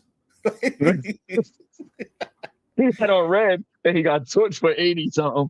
But Right. other than that, Man, yeah, miss but me it with wasn't that in shit. a Bulls uniform. Not You at know what I all. mean? Some of our best players, we had Luau Dang. Talk to me, Exactly. like, yo, one of our favorite squads. I don't care. Mhm. After the Michael Jordan era, one of my favorite squads was the Luau Dang. Oh gosh, yo. Luau Dang, Carlos Boozer, man. Come on, man. Yeah, can I be honest Those with you, Lou? guys, bro. I liked them when they got Derrick Rose, but I like the Mhm. team that y'all had right before Derrick Rose. When y'all You talk had about the Ben Gordon and Gordon Kirk and Heinrich. Gordon. Yes, Kurt Heinrich. Yo, listen. When they was building that team, I was like, yo, this team was scary. Then they had Jamal Crawford. I was like, yo, Yo. that was a Oh, scary ass team. he was. He What's the was. other dude? We was Corey different. Brewer. Yeah, Not Corey Corey Brewer. Brewer. Yeah, it was Corey Brewer. Oh, we had Corey Brewer. Yep. Nope. We had Corey Brewer. No. We It had, wasn't Corey. Corey Brewer is the one that went to Florida. Ronnie Brewer. yeah, he Ronnie went to Brewer. Florida. Ronnie Brewer. Yeah, okay, Ronnie Ronnie Brewer. Brewer. Ronnie Brewer, y'all had. When y'all had that team, I was like, ooh. And Joakim Noah. Listen, people disrespect Joakim. They don't bring up Joakim Noah enough. I'm sorry. They just don't. They just don't. I don't see how they don't. I'm a huge fan of Joakim Noah, dog. Like, fuck his shot, fuck all of that. Like, whatever how he did, he still shot better than Shaq, Ben Wallace, and a lot of other people today from the free throw line. Andre Drummond. I mean, you can Mitchell go down a line Robinson. of people. Exactly, you can go down a line of people he shot better than. You know what I'm saying? Like, he listen. You talk about a center who was able to have damn near triple doubles. And it didn't look like he At was his capable of doing it. Exactly, at his awkwardness. You know what I mean? Like, we had the squads, though. We had them, bro. Oh gosh, yo, one of my favorite playoff moments was who was it? Was it Ben Gordon? Ben Gordon and Against Brandon? Boston. Oh, you talking about against Milwaukee. I'm talking about when they was playing against Boston and they was giving Boston they everything. Yo, yeah, it was crazy work. Like, just insane. They were giving Boston they everything, boy. Ben Gordon is somebody that don't get talked about enough either. And I just don't see how. But you was talking about I forgot what we saw about. It's still so quick how it spins out. Yeah. Because you get into the other stuff. Like I say, like this is like, listen, man. Listen, this is what people need to do and understand, man. Like, subscribe, and share What the Heck Sports Show.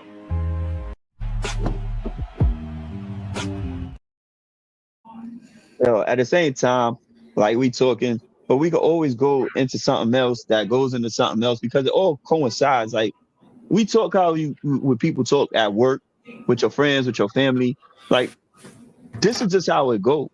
You know what I'm saying? Like this is how it goes in real life every day. You know what I'm saying? Like we're not up here. Like sometimes we getting up here, we try to structure this joint how it's supposed to go and all of that. But sometimes you just get into these moments where one thing just causes a chain reaction to the next. Because one name could bring up something else. One team could bring up something else because as we know how sports is. We know how sports is. This ain't ESPN. I ain't Stephen A. Smith, but my name is Steven. Oh, and mind you, his birthday's 4 days before me. Other than right. we kind of connected in a way, just to say. Until if y'all get the same hairline, then son, nah, we're not doing that. We're not doing that. Long hair, don't get the same. Don't. If y'all ever get the same hairline, I don't know. Don't play with me. Don't play with me. Long hair, don't care. You know who my grandmother is. It's your grandmother.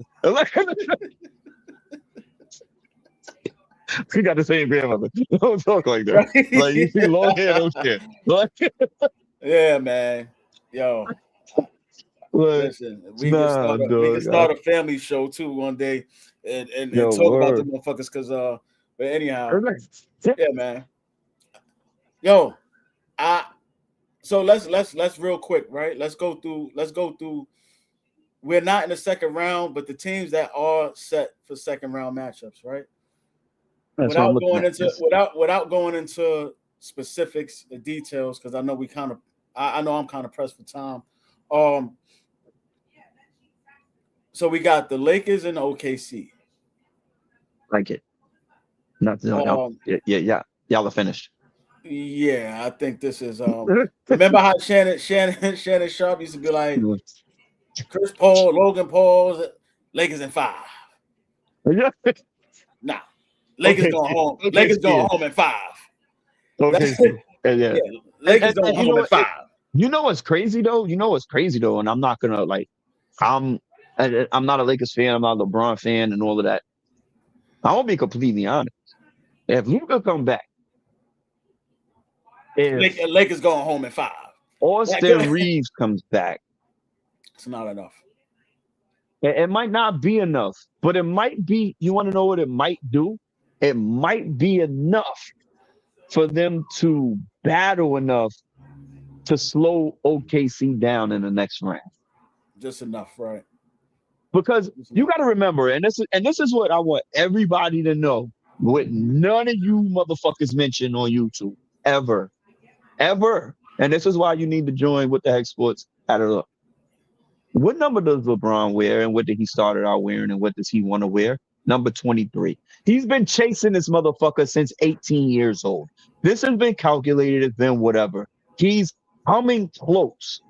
This is his last hurrah at trying to catch Mike in rings and becoming the so-called king that he calls himself. This is his last chance. And that's what I mean by saying that when I say if he has a full squad, this is his only and last opportunity to do so and putting all his energy and work and 41 years old out there to possibly cause an upset. Because like you said, we gotta hurt Jalen Williams. You know what I'm saying? We don't know what's going to happen with him. We can only take health into consideration. You feel what I'm saying? Mm-hmm. But we know what that team is going to bring. OKC not going to lose, and now they're saying not.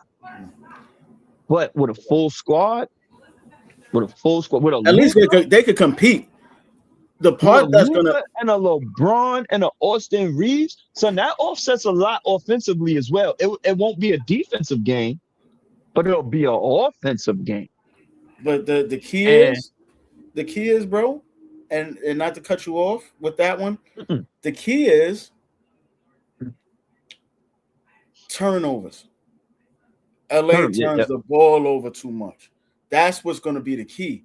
OKC is going to turn us over. They're going to make us turn it over, and then they're going to score on the other end. That's what's going to be the difference. Even with Luka and Austin Reeves, turnovers. That's going to be the key. Now, if they take care of the basketball and make shots,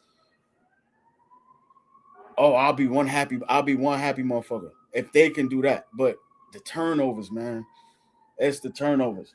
So at least, if anything, with Luka and Austin Reeves, they could compete, make OKC work harder for that next round when they're playing either San Antonio or Minnesota, which we ain't going to do this. It's going to be San Antonio. San Antonio over Minnesota? Yeah. No, hold on. Anthony Edwards coming back? I don't care. They still not going to be San Antonio. Wemby's different? Wemby's healthy? Yeah. He's too different. Hold on. Because what he does is... Hold on. Yeah. Hold on. Is Wemby the new face of the NBA? I would say so. Reason being is, first of all, he is the real unicorn. They tried with Porzingis. It was cute for a little while. A little bit. Cute. Exactly. When he was with the Knicks, it was cute for a little bit. But he didn't do what this guy does. He don't have that skill set. No. He could shoot it because he's big. He blocks shots, but putting it on the floor, creating for others, and then bringing the toughness. That nigga look like hot sauce at 7'2". Bro, he's doing – Porzingis was catch and shoot threes. This dude is coming off the bounce doing step back Kevin Durant threes. Yeah. Like, come on. Hey, listen, you know what they do in the NBA, how they play the heights and shit. We're gonna say a legit 7'4". And not only that, the toughness he brings, that I don't give a fuck who you are on the other end. I'm gonna bust your ass. That's what Wemby brings, and I just can't see Minnesota beating them. I just can't. So like they say things happen like in the cycle happens every 20 years? Mm-hmm. Every 20 years, right? So Wemby's at this point right now, he's circling around that every 20 years. You know what I mean? So like we're gonna revert back to what we were used to, right? At some point. Right? Because history repeats itself. So we're gonna revert back to what we were used to. And the Jaden McDaniels, the Scotty Barnes, the Wemby, the Detroit Pistons with Isaiah Stewart and Duran and we might be going backwards in a sense, because one of them scores in the playoffs if I remember, it was under 100 for both of them, for both squads. If I'm not mistaken, it was the Orlando series. That was Detroit Orlando.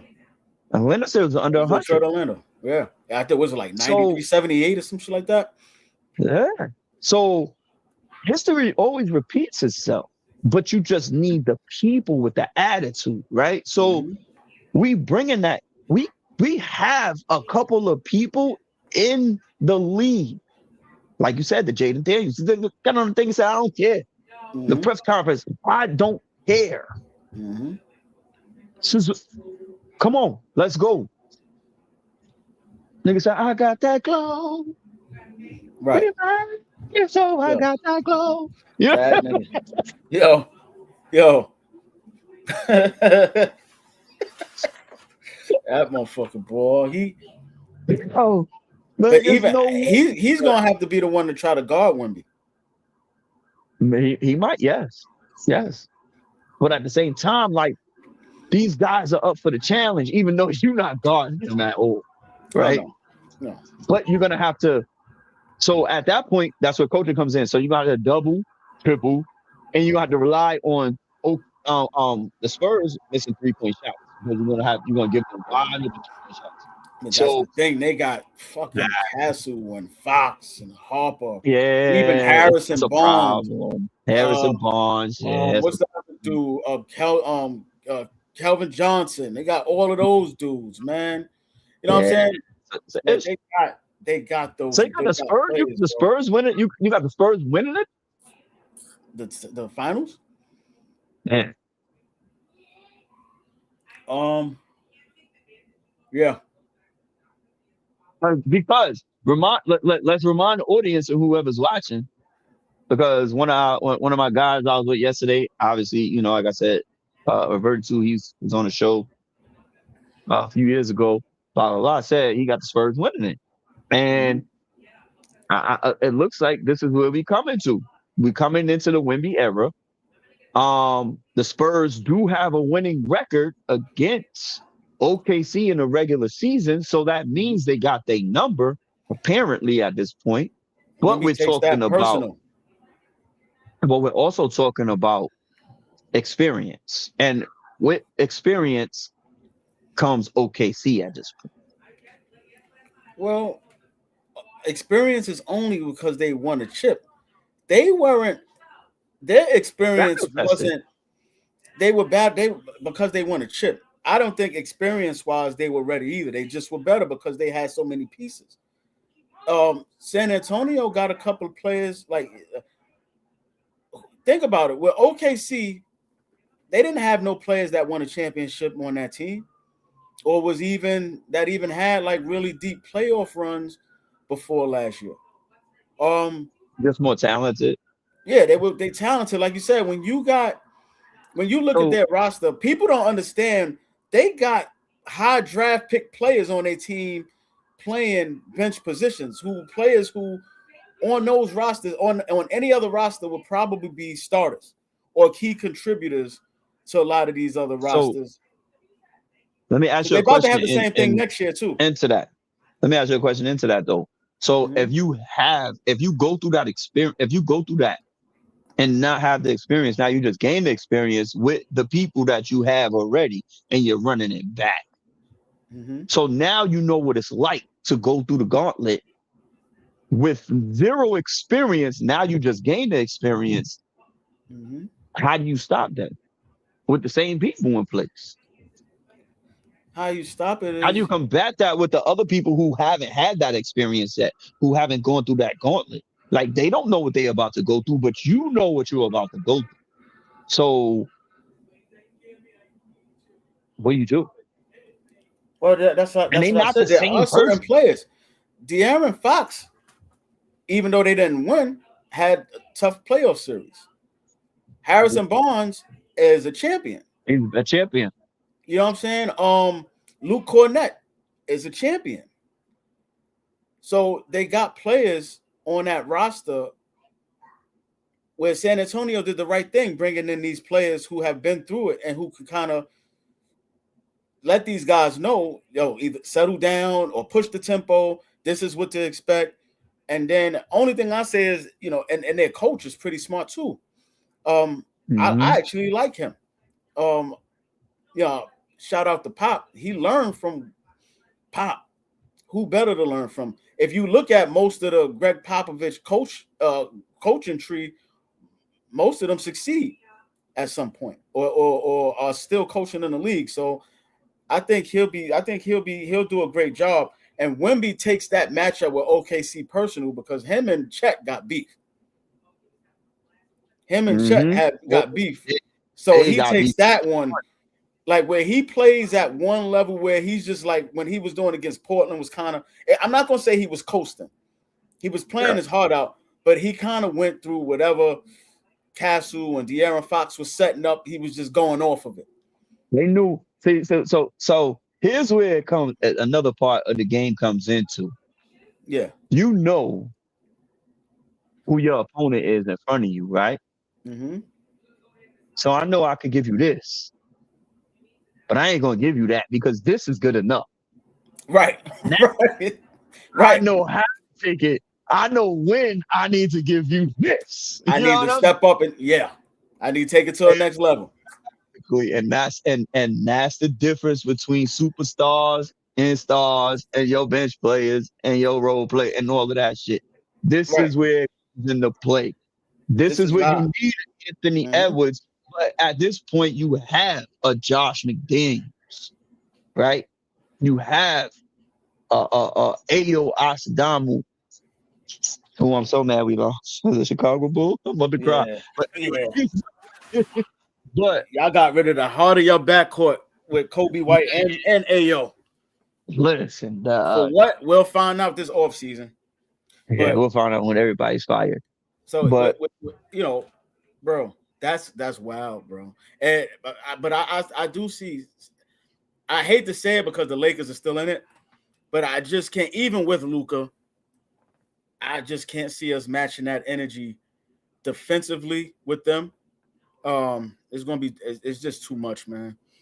It's just gonna be too much I because get it. and Shea is gonna offset each other, right? Mm. We have no answers in the paint. We can't stop anybody from getting to the paint because we don't have no shot blockers. Aiton Mhm. is not aggressive. DeAndre Ayton was not great enough. He's not He wasn't aggressive great enough. enough to go at Chet or Hartenstein. He would have been better to bring a Greg Oden back. Right. Or even the other Jalen Williams, the light skinned one that looked like Arthur from Channel 13. Like even him,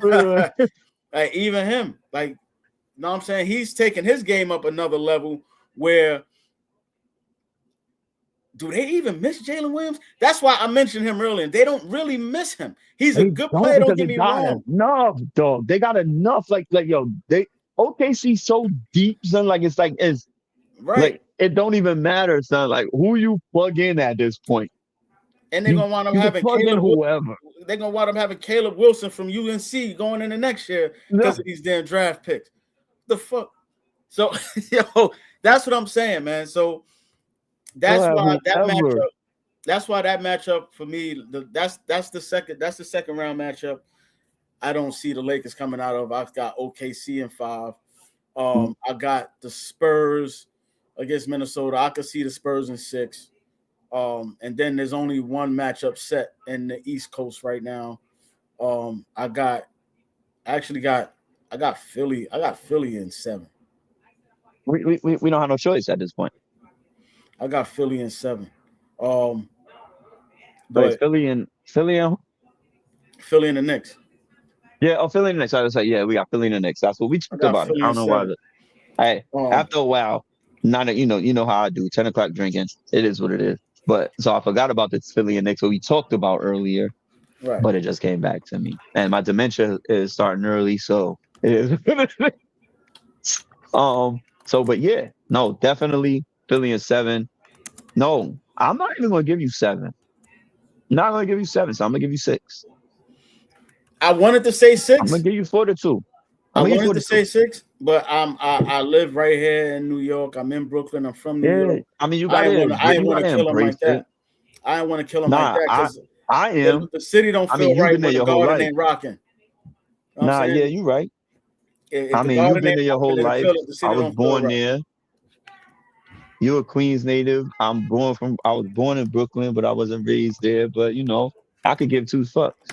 Like, fuck them. They going to lose. Philly is. We just went through the matchups. We went through the matchups, son. And Embiid has been the factor. Embiid has been the factor, bro. And we went through it as Karl Anthony Towns and Embiid is the biggest matchups that's going to matter. Who is able to use the ability the best to win the game?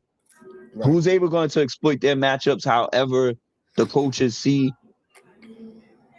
Who's going to take advantage more? That's where it comes down to. It's not going to come down to Jalen Brunson. It's not going to come down to Tyrese Maxey. It's not going to come down to none of them. It's going to come down to Embiid and Karl Anthony Towns. Yeah. That's just me. That's just me. That's what I think. That's my opinion. We talked about it, and yes, sir. But we gonna get up out of here.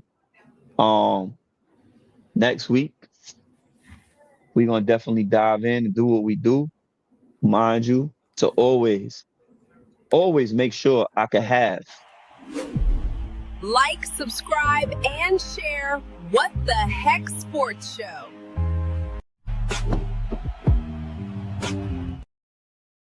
But bro, before we roll out, because I think I do got 10 minutes left. Okay. I have hit the what the heck. I got you. And I kind of had my moments already, but we gonna get it popping. So it's the what the heck moments sports part. Ant needs to go through it. What the heck?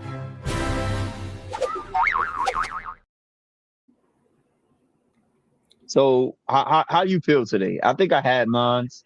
Bruh. I'm not even going to trip, but go ahead. Bruh. What the fuck was Mike Brown doing, yo? What the fuck was he doing? Sorry for the language, people. No. Most of you that know me, you know, this is how I speak. I just try to be respectful because I know, so our mamas and things, maybe, you know what I'm saying? I don't know. They're not watching. Yeah, right. They're probably at, fake church or whatever right now. But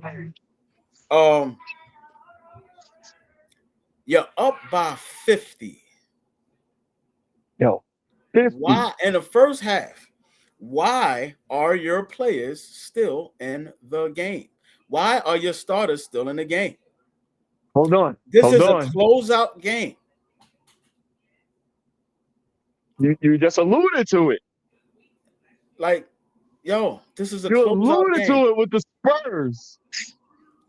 Like, why are your players still in the game? Take them out, because what's going to happen is they can get hurt, number one, right? And or number two, what happened with Mitchell Robinson and Dyson Daniels could have got worse, and then Mitchell Robinson is suspended for a game or games because of the antics that can go on. If I'm Atlanta, know what Mike Brown said? Huh? Know what Mike Brown said? No. Hello? You play to win the game. You don't play to just play it. Not like that. That's not smart, right? You just don't. I'm screaming at the TV. No, I'm screaming at the TV. I'm like, yo, take them the fuck out. What the fuck are you doing? Because if they get, like I said, the game is over. You got players on that bench getting paid millions of dollars that can play this game and finish it out.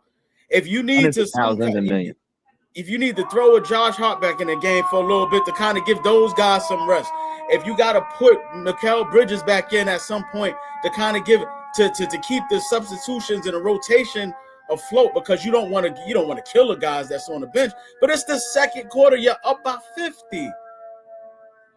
You don't jeopardize the next round. It's over, because you never know. You might have dudes on that Atlanta team that would have been like, you know what? I'm getting ready to I'm gonna take him out. He's not playing. He's not playing next round. Exactly. One of these dudes ain't playing. That's the difference. Let me tell you something. And that's why our era, and back then, that's why we say the shit we say now. Because back then, if you would have had your starters in up by 50, we would have took number 11 off the bench and said, kill him. We'll pay your fine. You literally had people back in the day to go in to take 6 fouls. Literally. Mm-hmm. Come here. Go get him. Because it's honestly just it's like that's why, you know why that, remember that unwritten rule we talked about last week? That's why that didn't happen back then. Because the next time you seen that team, that's your ass. That's your ass, Mr. That's why that Postman. didn't happen. And that's Mhm. the mindset of why I'm sitting there watching. I'm like, yo, dude, take these players out, take them all out. You got Shamit, you got Alvarado, you got Kolick, you got Jordan Clarkson. Even though some of them are part of your normal rotation, but that's Yes, your but bench. still, Get them in. I will be just fine if I see Tyler Kolick go to the back with a broken ankle. I'll be just fine. exactly. If I see him getting suspended because he punched somebody in the mouth, I'll be just fine. But you don't need that from your core 7. Mm-hmm. Yep. What are you You doing? are absolutely 100% correct. I have zero comeback, but I can add, like I just said, back in the day, there was players for that. Exactly. There was Exactly. people who was making 100,000, 80,000, will pay your fine. Don't worry about it. They'll We get got you, you. champ. Go in there, call 6 fouls. Our guys got to get a breather. Mm-hmm. I don't care if you foul out, my guy. Just go foul people. Go fuck him up real quick. And they don't That's how get that. Isaiah Stewart became Isaiah Stewart. That's how he became him. Because of stuff like that. He'll come. He's gonna take this game very personal, and somebody gonna get hurt. Exactly. I'll lose the war, but I ain't gonna lose this fight right now. Somebody gonna get hurt. Somebody going down. And you keeping somebody in at 50 is wild business, especially when it's your important players. The game was over by halftime. Definitely was over by halftime. You should have definitely took your fucking starters out, put in your bench players, and let it be what it was supposed to be. And everything would have still fell into place. If you, for some reason, they kept their starters in and they went down and y'all got down by 15, you put your guys in to put them back up by 20, 25, whatever the situation may be. Yeah. Exactly. But other than that, there was no reason for other people to come in. Those guys been waiting for their moments. They one shining moment to come in and shine anyway. You might have just found your next fucking guy that could be your 6th, 7th, 8th man off the bench if you would have actually put him in. That nigga might have shined and got you fucking 20. Might have hit 2, 3, 4, 5 threes off the bench. You don't know what you got until he's in the game. But if you up by 50, put him in the game. He's looking for his moment in front of his mama. He's looking for his moment in front of his boys, in front of his girlfriend. It's my time. We up by 50. Hey, boo, I think I'm about to go in. You texting on the side of the bench. And you don't get it. And that's crazy because, like I said, I was, telling the folks that was watching the game with me. They was like, "Why are you screaming?" So I'm like, "Because y'all don't understand." They was like, "But what if they start coming back?" I'm like, "Yo, if you playing these guys that's on the bench millions of dollars and they come back from 50, then that means they don't belong in the NBA. They don't belong in the NBA. No, exactly. They don't belong in the NBA if this team could come back from 50 and 24 minutes of play because they was up by 50 at the half. That's what they get it twisted. 77-22. Like if they could come back from that, then listen here, man. We don't have no 72-22. Don't go to the G League. Don't do that. 11. Matter of fact, they got the NIL. Why don't you go back to college and then we try this again, or go overseas or something? But we not. This ain't for you. If a team could come back from 50, who they got on their team? Tom Shepard, who could score 30 in a minute and a half. Like, yo, get out of here, man.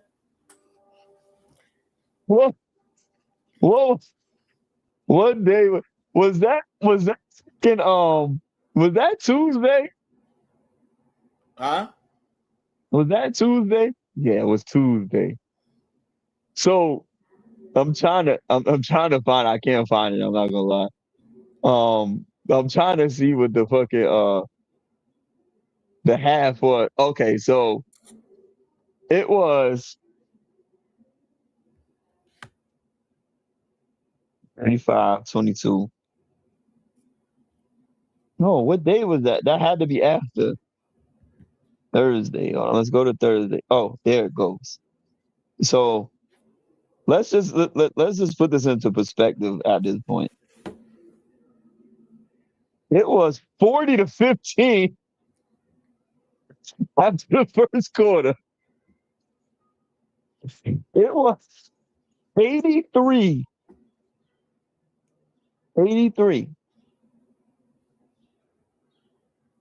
to 36 at half. 83 to 36. Mind you, in the third quarter, 34 to 28. In the fourth quarter, regardless of whatever was happening, Atlanta Hawks only scored 2 points more than the Knicks at 25 to 23. 140 to 89.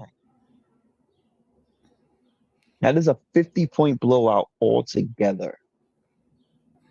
You at one point, you are absolutely correct, and that should have been anybody's what the heck moment. Well, we're gonna end it with that. It should have been anybody's what the heck moment, and we're gonna end it with that. And then we're gonna tune in next week, Sunday, 10 a.m. Appreciate everybody for coming through when they came through. I seen y'all earlier in there. Please stick around. Y'all was early in the chats. I seen y'all. We definitely we got some new shit coming, some more shit coming, but we're gonna keep it rocking every Sunday, 10 a.m. Today was 10:05, but we had some adjustments to make. So we'll see y'all again next week. We're gonna do what we do. That's it. I'm Steven. Heck, what the heck? Sports every week, my guy. Appreciate you. We'll do it again next week. Stay tuned. Yes, sir. Have a good week. Dum dum dum dum.